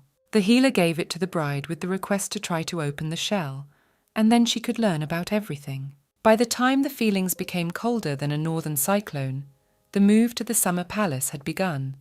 The place where the bride would live was called the Butterfly Palace, newly built. It was closest to the castle where His Majesty lives. The emperor couldn't come himself, but sent the girl a guard. Diana, the daughter of Lord Gartis, and his wife Baya. The concubine was very surprised. The girl shared the rumours that it was Erica who proposed the construction of a medicine house in Bicalpa. And now that Diana was by her side, she didn't have to worry about her safety. The guard looked reliable, which made the bride even more happy. During the ride, the lady's carriage stopped in a small clearing to have a snack. The heroine asked if the emperor had travelled the same road, to which Liz replied that this route was considered one of the shortest to the palace. The girl continued to ask about Karl. This time she had the thought that he would hardly be able to sit in the shade of a tree and enjoy the meadow. The maid confirmed the bride's doubts, for her fiancé was a busy man. More likely than not, he passed through here very quickly. Erica thought that if His Majesty were here, he would definitely smile. The bride had already been in the Butterfly Palace for days. She was unimaginably bored. Rudy entered the chambers with a warning that the lady had visitors. She got up from the table she was sitting at because she was sure that Karl had arrived. The girl was worried. She didn't know where to start the conversation and what expression to show on her face. Ren entered the bedroom. His bride was just as pleased to see him. The lord thought his friend was going mad with boredom, but noticed what she was doing at her desk. Erica was drawing from memory the map she had seen in the emperor's study. Carson was surprised at the concubine's skills and asked when she would portray the view outside. She wanted to know if it required going outside. The knight wanted to apologize for his words, but couldn't. The guy came to convey the words of His Majesty, which were to comfort the heroine, and handed her an envelope. It contained an order that allowed Erica to go out and even visit noble ladies. But she did not want to go out to meet aristocrats. The girl dreamed of looking at Lake Swan. Probably the colour of the water is very beautiful. The sand on the shore of the lake looks like pearl powder. The concubine heard that when the wind rises, waves rise over the water like folds on the curtains, and near the lake live beautiful white swans, which confirm the name. Ren warned that the birds didn't come every day, so it wasn't likely to be too interesting there. The bride was upset because there was a chance she wouldn't be able to see the lake. It was too far away from the emperor's residence. The knight asked the sad heroine to give him some more time. He wanted to show the thing that Erica had to like. The friends were walking through the woods. The bride was on horseback, Lord Carson leading the animal beside her. The concubine was already in great excitement, though they had not even reached the right place yet. It was a pleasure to walk along the path, admiring the manicured trees and blooming flowers. Travelling on horseback was much more fun than in a carriage. Ren warned that now they would have to walk. The girl wanted to show a trick, and deftly jumped from the saddle to the ground, which scared the guy because she could hurt herself. But everything was fine. This forest is between the Emperor's summer residence and the Butterfly Palace. If it wasn't for the trees, they could see the summer palace. After a couple minutes, the friends arrived at the right place. The bride was surprised at what she saw. In front of Erica was a tree dotted with brightly coloured flowers, but it turned out that these flowers were not blooming on the tree, but it was campsis, a plant that had entangled the tree and begun to bloom. The girl noticed that the guy's face burned in the sun. He explained that it always happens in the summer. The concubine said that in the north, so that the skin does not burn, they apply the fat of a sea lion, so it was worth finding a couple of seals and make a cream from them. In addition to the cream, we need to find Ren a wife to smear on his face. Erica laughed. The commander did not understand what this was about. The bride said that in her homeland, only the wife can smear fat on the hunter when he goes hunting. The guy decided that a wife is something unattainable for him because he has no fiancé due to the fact that he is practicing self-discipline. The commander noticed the concubine had a flower on her dress and removed it. Carl sat in his study, angry again at the fact that Erica had not sent him a single letter, for he had provided her with the finest palace for lodging. Casade alerted that the artists had arrived. They entered the room. The emperor thanked them for coming, began to tell them that only one of these outstanding artists would be able to take a place on the staff of court painters, and as an entrance test, one would have to paint the butterfly palace. If all goes well, it would be nice if the bride, after successfully completing the test, would become their model. His Majesty looked out the window, full of hope that the concubine would deign to visit her fiancé. After standing for a while, he decided to go outside for some air. Carl was walking through the forest when he spotted Erica along with Ren. The knight greeted His Majesty. The girl turned around in surprise. The emperor blushed and didn't say a word. The bride kept calling him. He couldn't stand it and yelled at her to stop doing that, not understanding what friends forgot in that place. Ren explained that since His Majesty liked the place, Lady Kor would definitely not be indifferent. Carl noticed that the girl was doing well.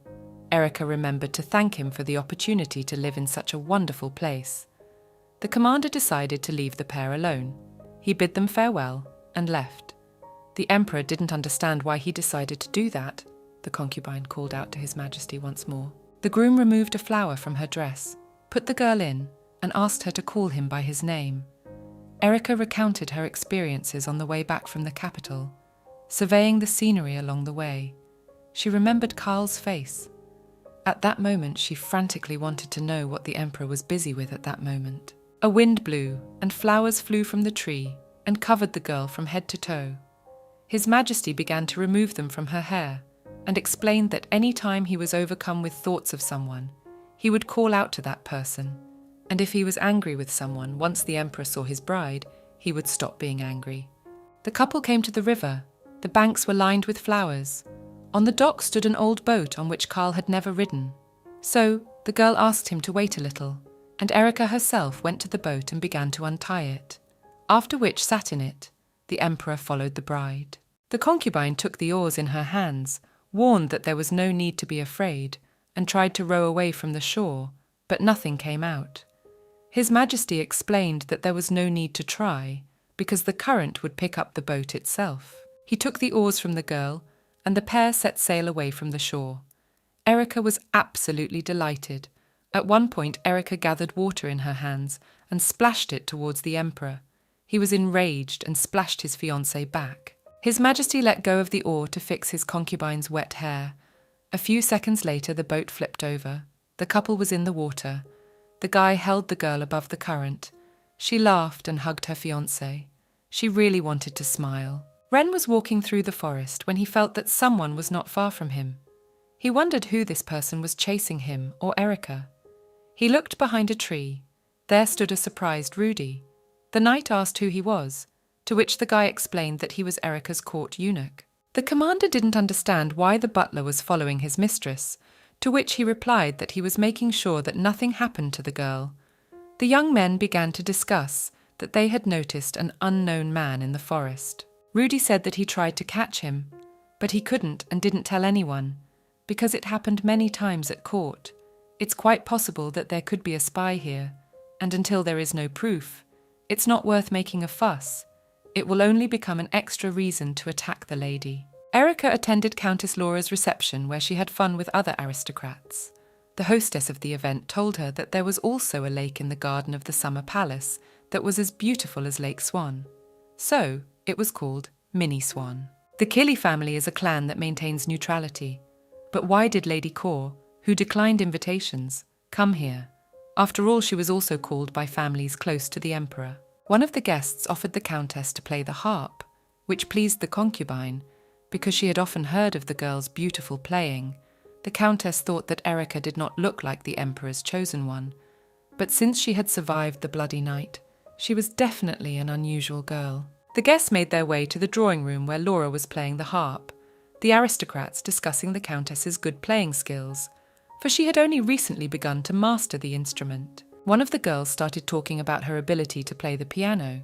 Erica wanted to hear it too, to which she received an invitation to the girl's estate, to which she agreed, boasting of her official permission from the emperor to walk around. Lately, the bride's throat had been getting scratchy. She suspected she might have a summer cold. After all, she had fallen in the water a few days ago. An unknown woman appeared on the other side of the room. She nodded her head. Erica thought the girl was calling her to follow her, so she got up and followed her. The bride approached her and asked her what she wanted from her, to which she asked to see her hand, saying she had come at the request of Mistress Arabella, grabbed the concubine's hand and examined the palm. The girl noticed some dots on her arm. The unknown woman warned that it was undesirable for Erica to become a Gwibi, for after her marriage, Arabella would have to become a Huanbi. She noticed that Madame's throat had been bothering her lately, which could be a symptom of poisoning, so they would inspect the entire butterfly palace, even though the palace had been inspected before arriving and had recently increased security. The unknown woman warned the lady that there might be an extremely poisonous snake somewhere around here. After saying that, she decided that her mission was over, so she needed to go. Hayden looked at Lady Kaur's hands, where black dots were appearing. Most likely the poison was in the candle wax. Somewhere there was a powder of poisonous herbs or a harmful mineral. Liz wondered how the unknowns could have done such a thing, with all the inventory in the locked pantry, and Rudy decided that he needed to be much more careful not to let it happen again. Diana sat on her knees in front of Erica and began to apologize for what had happened.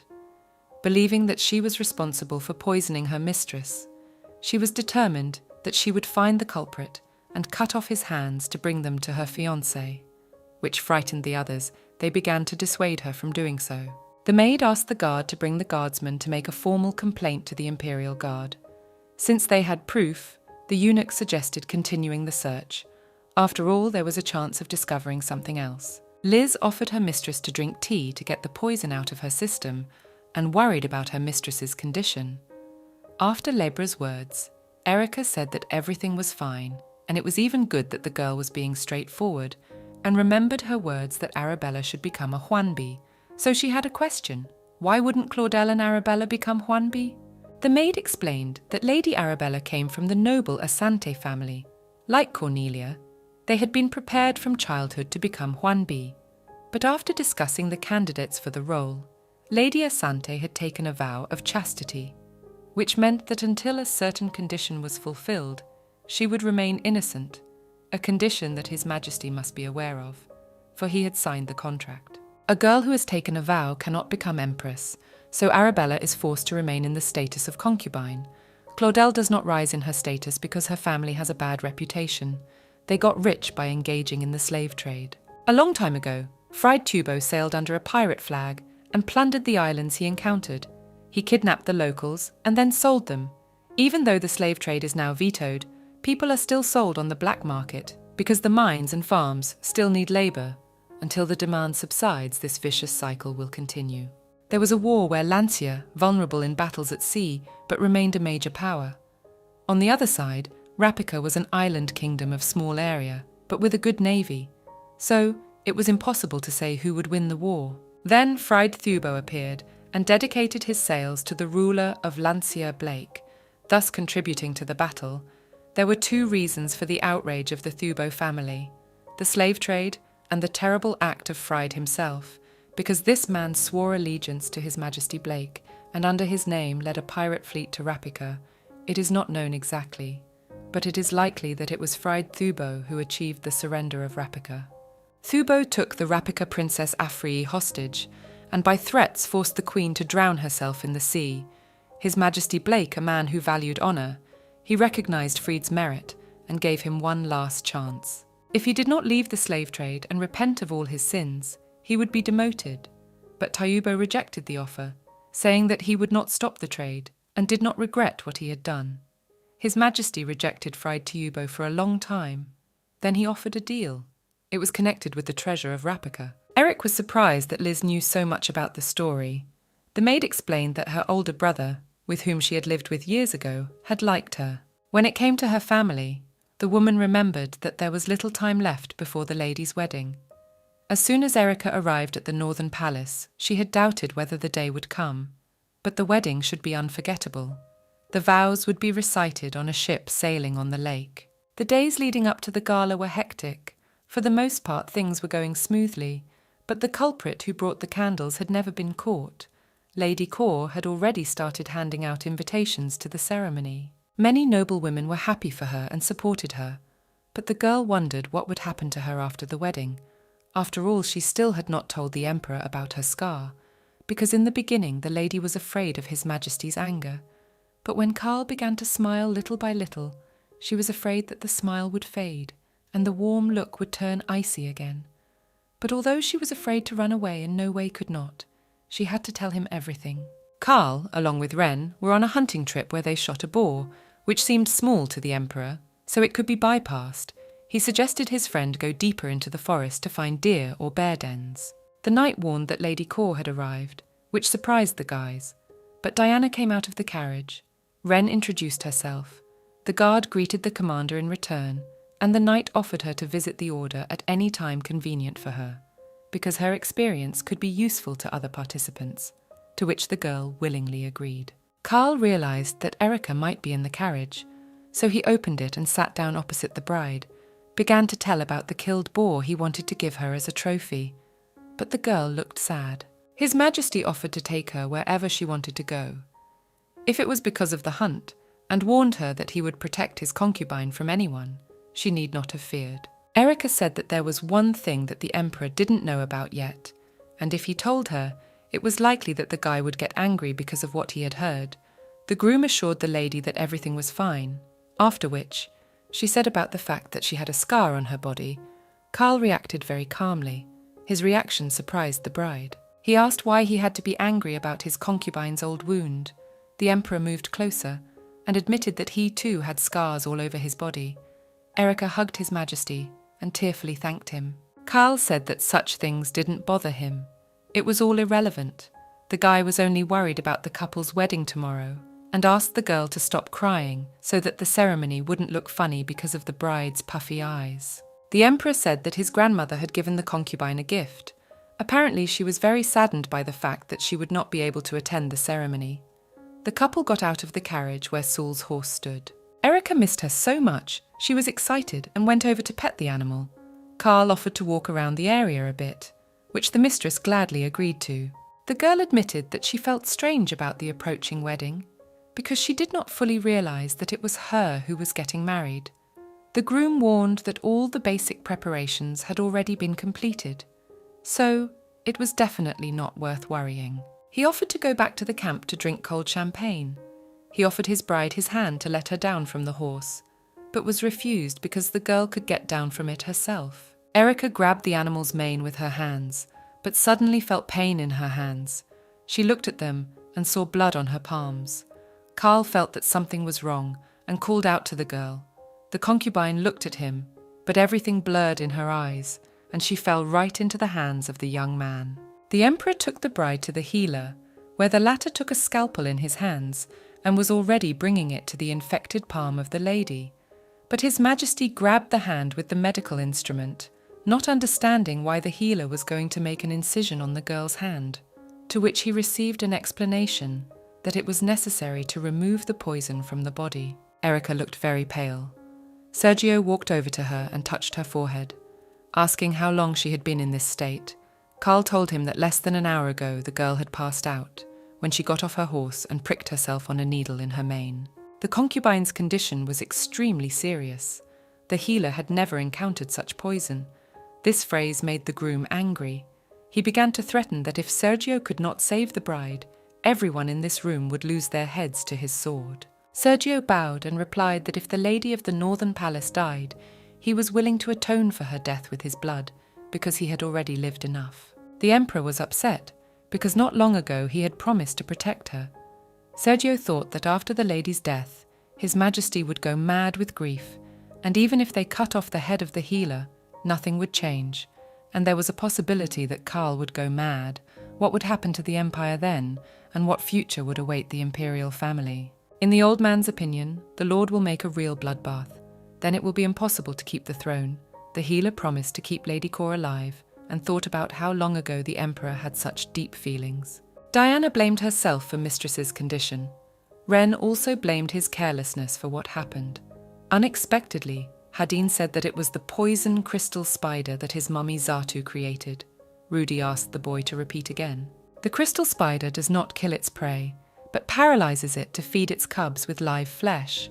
Its body temperature drops, and the victim falls into anabiosis.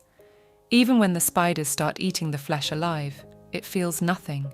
The spider has a strong venom, but if exposed to it, the poisoned component is neutralized. Zatu's mommy has been looking for a remedy that would maintain this effect for a sufficient amount of time for a long time, and if she found one. Hadin said that the crystal spider's ovaries must contain an antidote. The insect lays its eggs before winter begins. Ren interrupted the boy by asking where to find Zatu's mother. The child replied that she did not prepare antidotes, but Mama Arfa could help with that. People often came to her and called Sweet Arfa of Shamvi. No one had heard of Shamvi before. Hadin explained to the elders that Shamvi was not a village or town. They wouldn't be able to find antidotes there. Rudy remembered hearing something similar called Shamvi Violet. The commander ordered to find the place and send knights there. The eunuch remembered that Shamvi was the name of a brothel. Erica still hadn't come to her senses. Karl had been by her side the whole time. Liz entered the chambers with information about the antidote, warning that Lord Carson had already gone to the capital to look for it. The Emperor took the girl's hand and realized that her body temperature kept dropping.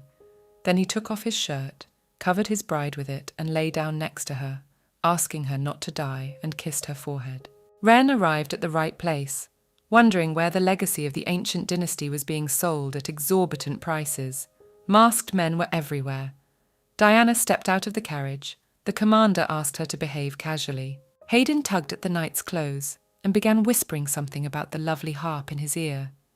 A guy came out of the building and greeted them with loud speeches. Ren immediately said that they had come in search of the lovely harp. The unknown man replied that the company had come to the right place and asked them to follow him. The four followed the guy. After a few minutes they arrived at the right place. The young man opened the door a little and noticed a lot of herbs on the shelves of the room and realized they were in the right place. As soon as they walked in, Hayden immediately rushed into his mother's arms. The girl was happy to see him. Ren greeted Arthur and said he needed an antidote. The child explained to his mother that Zarthu had poisoned Lady Erica with the poison of the crystal spider. This worried Arthur a little. The gypsy gave the commander 2 vials. The brown one had an antidote, and the green one had a medicine that was supposed to bring the body back to life, and if they did the right thing with these liquids, the girl would wake up. Ren thanked Arthur. The mother patted her son on the head and praised him for his courage. The knight asked if the gypsy woman was his mother, to which he learned that she was not his biological parent, but still considered her son. Gypsy women sought out and trained talented children to carry on their work. Hadin was the youngest of all but had very good skills. But due to his age, the boy did not realize what he was doing. Harp was going to make the child her apprentice. The least she had to do was give up working with poisons. Zarthu also wanted Hadin as her apprentice. The woman was practically obsessed with him, and she had no choice. Ren shouted at the girl because he thought she was responsible for the boy falling into the hands of the slave traders, but Harp explained that it would be hard for the boy to understand her intentions. Gypsies took a dark path. They used to be just wanderers looking for paradise on earth. But when potions became famous, the wandering ended. They began to create strong poisons, accumulating wealth after selling them, because of which they became known as Gypsy Mui. The knight thought that the poisons in their recipe were incredibly expensive, so the Mui were hiding in a neighborhood in the heart of the capital. Harp went on, and said that Zatu hadn't found Hardin because he was in the emperor's palace. Ren thanked the sorceress for her help and hurried back to the palace. The gypsy woman did not ask for any payment. Instead, she warned that the potions were not in her possession by accident, and if Zatu had secretly sold the poison, she had gotten the antidote made by Harp along with it. The sale of poison along with the antidote was sold together if the intent was not to kill, but simply to intimidate, warn, or want to buy time. Diana remembered tomorrow's wedding and thought of someone poisoning Erica to postpone the wedding. Harp warned that they should forget everything that happened today and act in secret, so that next time no one would use a poison that could not be neutralized. After all, the people who came to see her came back very often. Sometimes they asked her for advice. Sometimes they asked for new essences. Ren promised that he would do everything he could to get the gypsy to meet with Hardin again. But the girl warned him not to do so, for Zatu might find out about it, and meetings were best avoided. Arthur handed her son some sack and kissed him goodbye. Unknown people entered the building. The gypsy woman warned that she had guests, but among them was Zartu, who began to accuse Arthur of betrayal and demanded to give up Hardin. Diana realized that this same girl had sold the poison to someone, so she demanded in return that she tell them who the buyer was. One of the attendants began to flirt with the guard, to which he received in return only a blow from the girl. The gypsy ordered to grab the child. Diana drew her sword and wounded Zartu's hand. Ren also prepared to defend himself. Shouting to Arthur that they should hide, the girl called them after her. They went out through the back door, but there they were intercepted by an unknown man, who led the company to the gypsy woman and seized Hardin. Zatu thought this child was the future of their clan. The mother began to plead with Isaac to not allow the boy the life they were living. The boy kept saying that Harp had betrayed their clan, and she had a chance to be a slave again, to live like their ancestors and live like the clans unprotected. He reminded her how they dealt with traitors. Rudy stood behind Isaac with a knife in his hand. Hayden fell unconscious. Smoke enveloped the room. The fire started. Harp led the others to get him out, taking the boy in her arms and handing him to Ren to take care of. She went to help the others out of the fire, kissing her son goodbye. Carl woke up in the middle of the night. There was no Erica beside him, which scared him, but the girl was standing nearby with a frightened expression on her face. The bride said she was only a fading magical incarnation because the child was dying. The emperor replied that he won't let her die, to which the ghost asked if the guy is going to save her. If he wants to do that, then she can save the life that is barely flowing inside, but this time will do someone else. It's the people who are worried about her, and they are on their way here for rescue.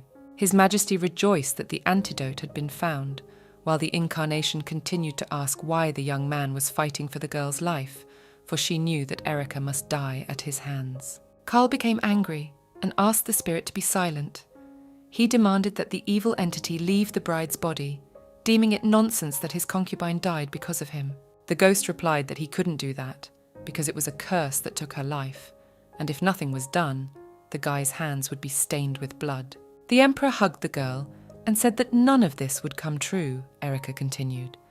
She said that Carl was not a sacrificial lamb, but magic would touch him too, and the only thing that mattered was that when the wish came true, she would have to take away one thing that was important to him, because the contract was already made. His Majesty became even more angry, believing that every word she said was nonsense, demanded that the evil spirit come out of the girl's body.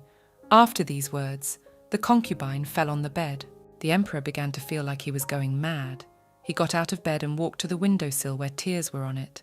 The guy was surprised that he was able to let himself cry. The eunuch called out to His Majesty, saying that Commander Ren Carson had gotten the antidote and had returned. The day of the wedding came, but Erica had not fully recovered. Though she had taken her medicine, Liz told the healer that not all the guests knew what had happened. But Lady Grimple had explained it all to them and was escorting them back. Ren offered to hurry to get things in order, then was going to help. Hayden asked about Mother Harp. The knight said the fire was spreading too fast. The fire had managed to be put out, but they couldn't find anyone in the basement. The child cried and went outside, calling for Erica and his mum. He remembered the gypsy woman's song about the trip to Avalium of the little bugs, and with their tiny wings they could fly anywhere. The boy was singing a song, choking back tears, When someone behind him continued to sing it, he turned around to see who it was and saw a girl. Hadin asked who she was. The unknown only asked him to continue the song and explained that they called this place Erzalem. The boy sat down on the grass. They continued singing. Selina asked how he knew the song, and the child told him that Mother Harp had taught him. The girl was about to leave, but Hadin asked her not to. She turned around asking what he wanted from her. The boy only questioned where she was going. Celine said she had a few things to do, and they would meet again, and said goodbye. When the maid entered Claudel's bedroom, the mistress asked what outfit she should choose, but made the choice herself. The girl moved closer to Selene and whispered in her ear that they were going to admire the magnificent fireworks tonight, so she should have changed her clothes because they already had to leave for the banquet. The maid thought of Hadin, wondering where Avilium, their homeland, was, in search of which the family continued to travel, and there were almost no places left where the clan's foot had not set foot. Erica continued to sleep as Carl stroked her face, asking about his bride's condition. He warned that there was nothing to worry about, and she should just get a good night's rest. If anything was needed, he would get whatever the girl asked for. She asked the groom to call her by name. He gladly did so, and kept stroking the concubine's face. The girl was surprised. He touched her forehead to check her temperature. It seemed to him that the bride had fever. Embarrassed, Erica asked the groom to stop behaving like that. He hugged her and asked her to open her eyes. The concubine regretted that the wedding did not take place. Carl reassured her, saying that they would choose another day, and it was more important to him that he could hug the girl now, and asked her to be careful. Erica stroked her fiancé's cheek and promised that she would be more careful from now on. The couple kissed. Arabella was on her way back to the lakeside when Lady Grimple spoke of the bride and her condition, which had improved after the antidote. At Viscount Norbert's suggestion, they all decided to light lanterns and offer prayers for the lady's recovery, and the goddess would answer their prayers. Claudel arrived at the scene of the ceremony and was surprised by Lady Asante's visit. She condemned Lady Thubolt for being in good spirits when Erica was in such a terrible condition. But the girl was not deterred, for the nobleman offered prayers for the health of the mistress of the Northern Palace. Arabella shouted to her concubine to go back to her room, which made the girl laugh, saying that no one had the right to tell her what to do but His Majesty. The night that day was lovely. The moon sparkled silver in the clear sky. 2 red stars could be seen in the sky, and the wedding must have been beautiful if it had taken place. Claudel told Lady Asante to listen carefully. She began to talk about not touching the girl only because of her funny promise, and she should have kept her vow properly. After all, the Emperor belonged only to Lady Thubolt, and she was the first to find him and love him the longest. One day besides her, the groom would have no one left. Only then would he realize the love of a concubine. Erica looked at the bag of Hadin's herb that was not poisonous. It was simply chopped and dried. The bride offered to show it to Mr. Sergio, because the boy's mother wanted her gift to help those in need as soon as possible. The girl hugged the child and praised and tickled him. Liz went into the bedroom and started screaming for the mistress to stop behaving like that. Gave her medicine and letters. One of them was sent by Roel. The guy wrote that the Butterfly Palace was a dangerous place, but the most dangerous was to be near the Emperor, and those who harboured a grudge against the concubine would use the moment of weakness. He really wanted to be near the girl at that moment, but he couldn't leave the residence. He warned that Arabella could be trusted. She would be able to help the bride. Erica asked Liz to help her drive to a place. After reading the letter, Carl came to the bride, kissed her hand, and asked how she was feeling. In turn, the girl offered to have a cup of tea in the living room. The couple embraced. The guy admitted that he missed his concubine, although they saw each other in the morning. The heroine took the groom's cheeks, but he did not like it. He thought that he was treated like a child, although he behaved exactly the same. Without saying a word, the Emperor pulled Erica to him and kissed her forehead. The lady said that she would have to leave for a while, but her fiancé did not want to let her go, because in the Butterfly Palace the girl had nothing to be afraid of. But she remembered Arabella and said that she could not stay here. The concubine recalled Patricia's death in the Northern Palace. There were rumours that the maid was the victim of a conspiracy against her. The guy was angry at everyone but his fiancée and didn't want to let the girl leave. After all, she was perfectly safe in the Emperor's palace. Claudel sat by the window in her estate at night, remembering Erica, having promised that any place she escaped to from the Butterfly Palace would be her grave. The noblewomen were vacationing on the shores of Lake Swan when they found the dead girl. The assistant in Carla's office was recounting what had happened. The dead girl turned out to be a maid in the Butterfly Palace. A suicide note was found in her room, with many angry remarks against Lady Kaur. The Emperor was infuriated by this phrase. He thought the note was a fiction and a forgery, and even if it was true, the aristocracy and the public would by no means believe it. The butler said that after this incident, everyone would definitely remember Ayaraya, and despite the secrecy of the note, rumours that the mistress of the Northern Palace was the reincarnation of Ayaraya had already begun to spread. His Majesty thought Erica was quite different. A servant offered to personally present the bride to the mother dogs of Parliament to prove her innocence. Karl was angry. The groom said he would grant the demands of Parliament, but until the fuss died down, the girl would be away from the summer palace, and ordered the suicide note to be burned and no evidence of it to be found. Wren, along with Karl, went out to see the lady off. She kept assuring him that everything would be all right. The Emperor kissed the bride's hand, promising that they would definitely have a wedding when the girl returned. Erica got into the carriage and drove away. The knight said that the place where the concubine was sent was safe, so there was no need to worry. The bride was travelling with Arabella to Longbell Convent, where Lady Asante was when she was having a hard time. The heroine was introduced as the younger sister of the lady, so she should have come up with a different name. Erica said she would be called Maria from now on. Asante agreed. The nuns welcomed the girls with joy. Abbess Cerna greeted Maria with a hug. One of the abbess's attendants introduced herself.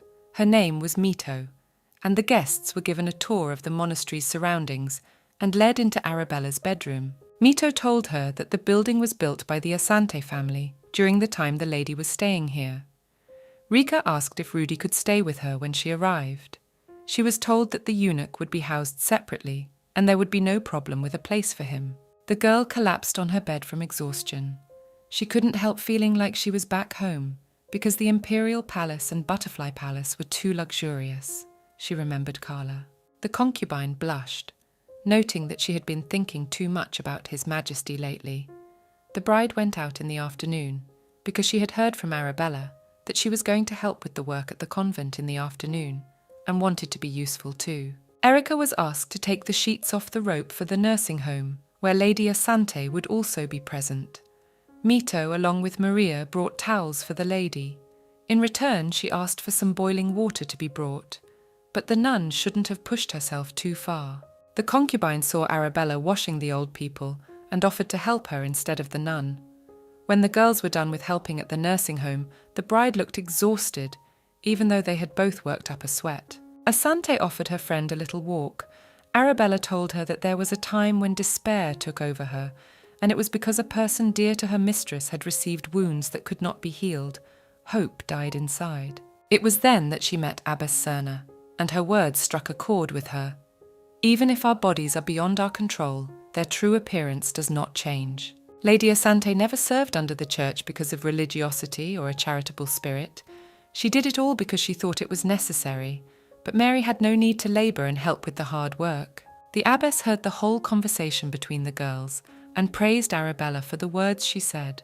She asked what the bride felt when she helped those in need, and if there was any response within her, just as God gives parents the love of a child to care for them. To all men he gave a heart to love others. The concubine blushed after saying that Cerna thought she already had a favourite. In her opinion, Erica didn't know what to do and she wants to figure it out. Karl didn't look well. The servant offered to call a healer, but the Emperor refused. His condition was such because he hadn't slept all night and asked to finish for now. His Majesty filled the glass with alcohol and then drank. He was only thinking about Eric. He had a feeling that everything would come to this. But then, there was a knock on the door.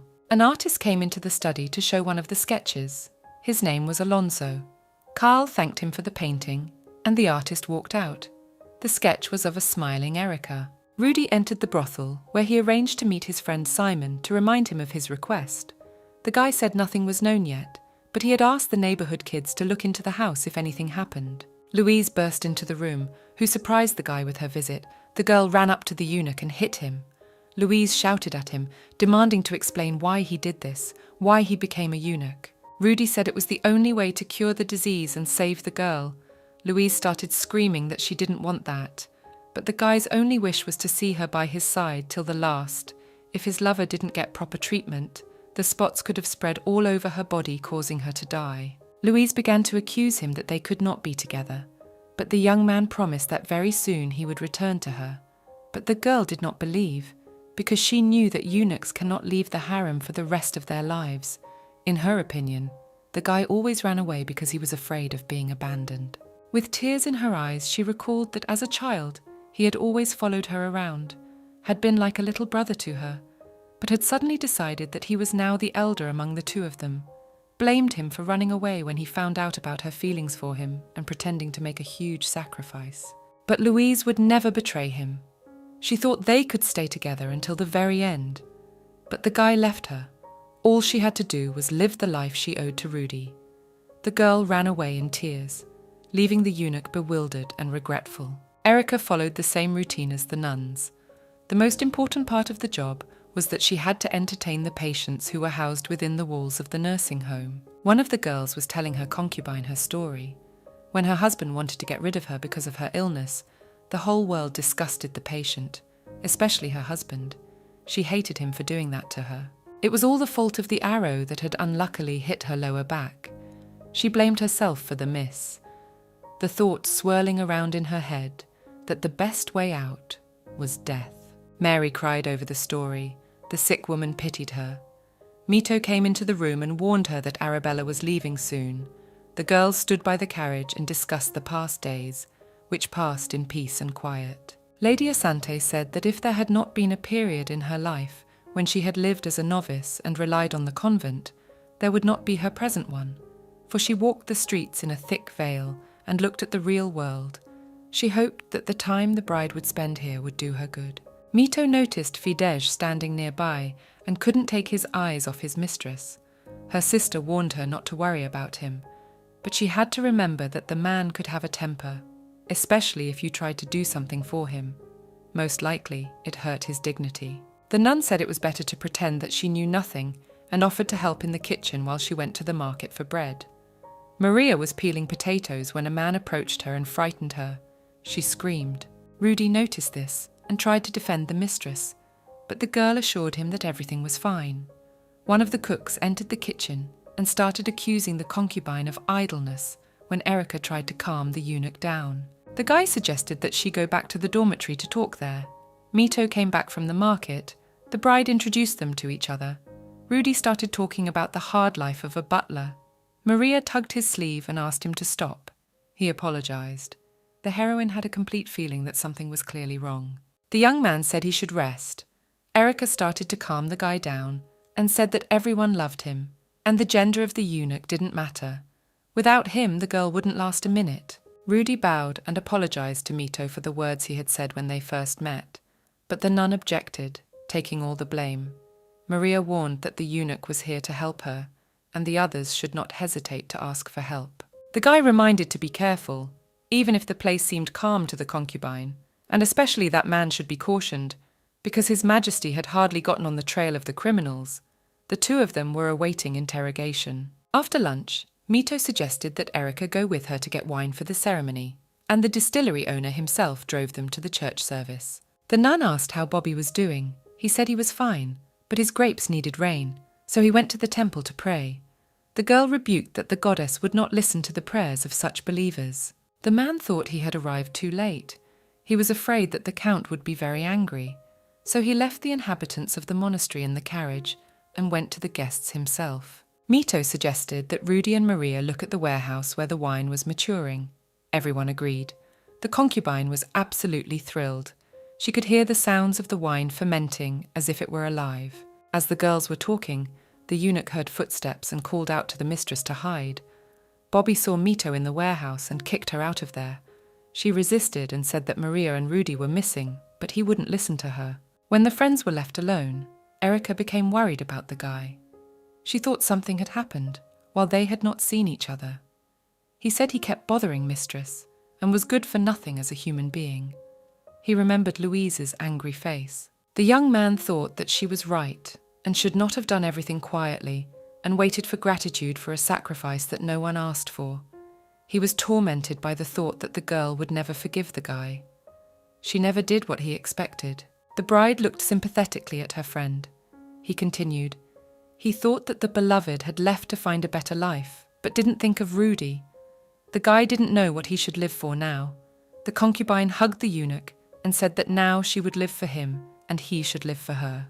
The nun beckoned to Mary and gave her the letter and told Emily she would go away for a little while, the patient requesting that on her return she would write a letter for her brother, who could give it to her husband, at her dictation. The bride asked what the girl wanted to write in her letter.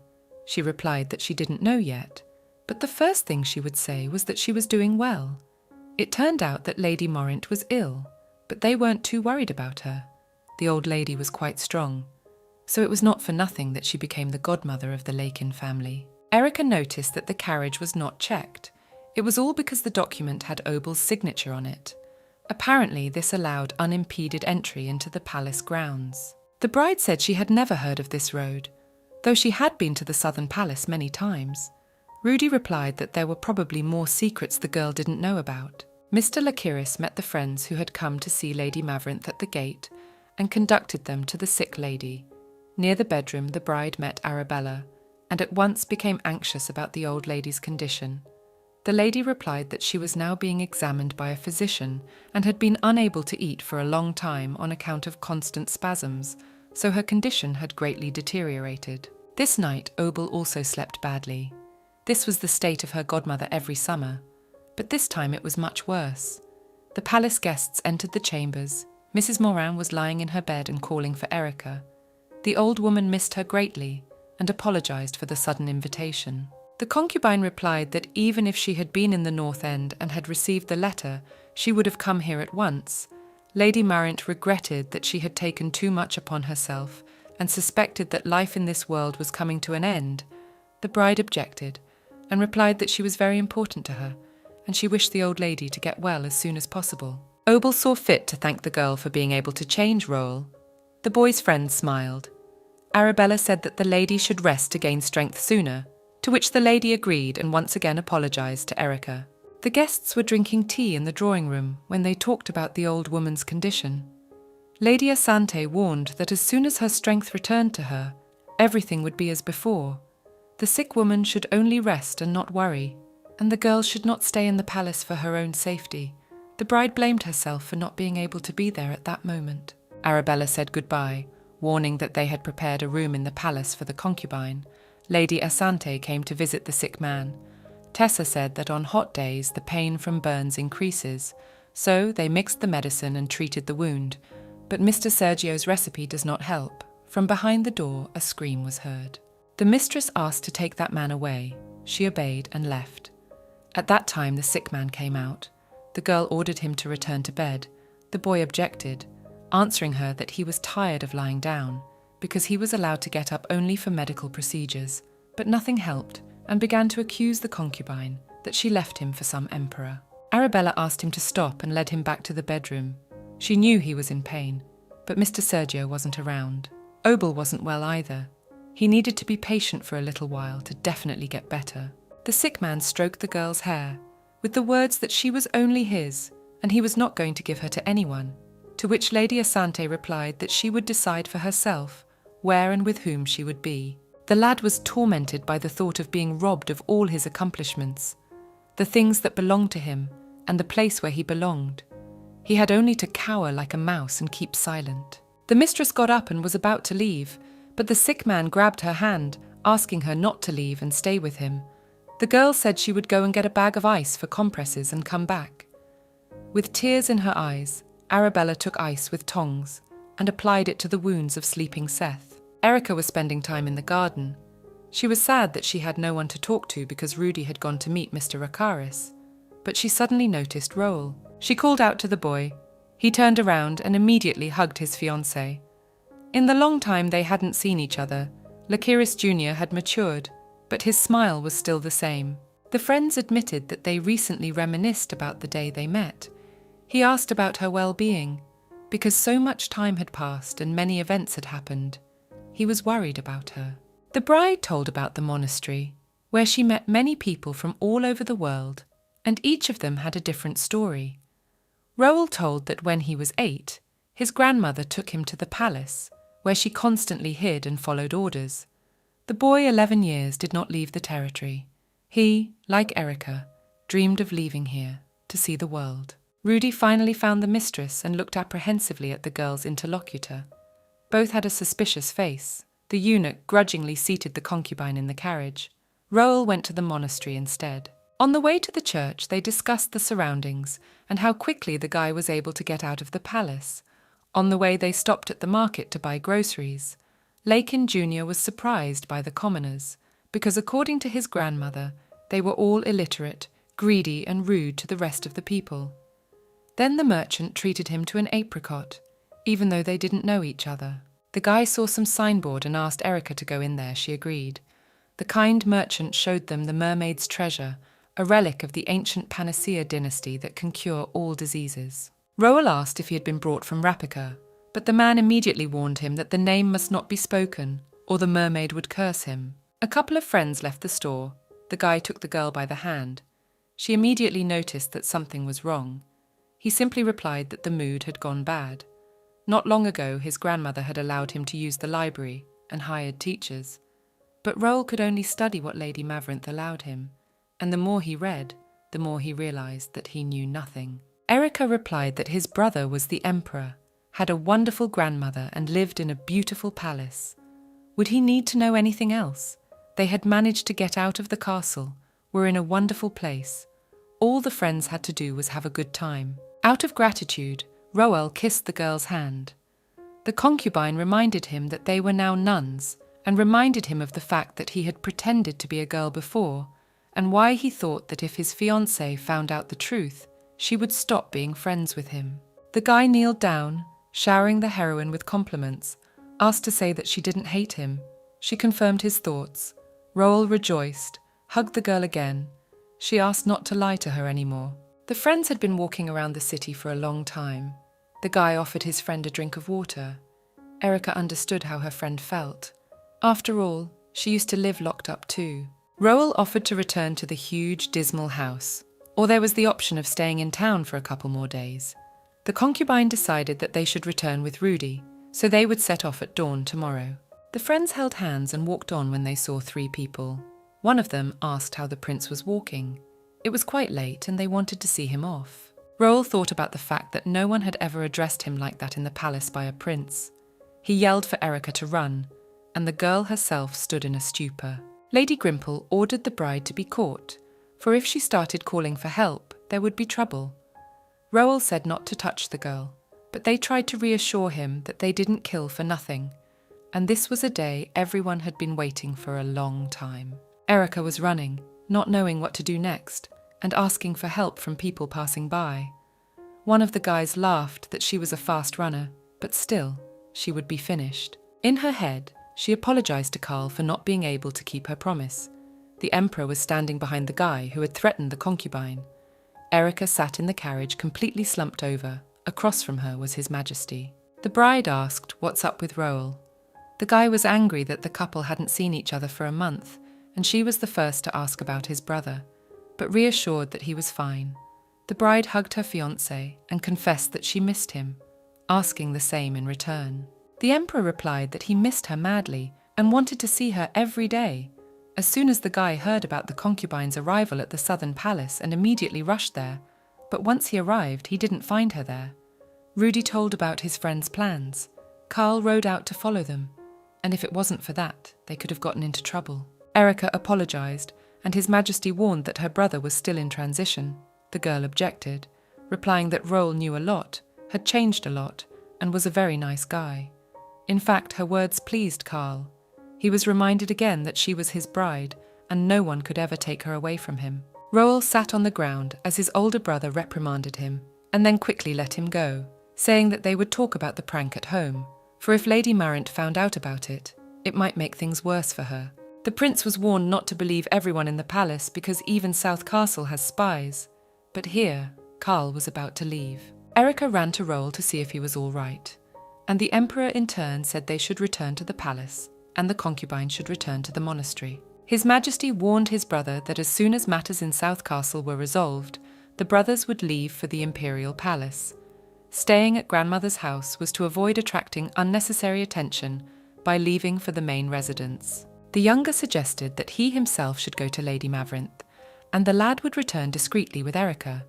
He assured her that he would disguise himself well, no one would suspect anything, and advised his brother to take a break. Roll got on his horse and rushed to the palace, the bride and groom standing in utter bewilderment.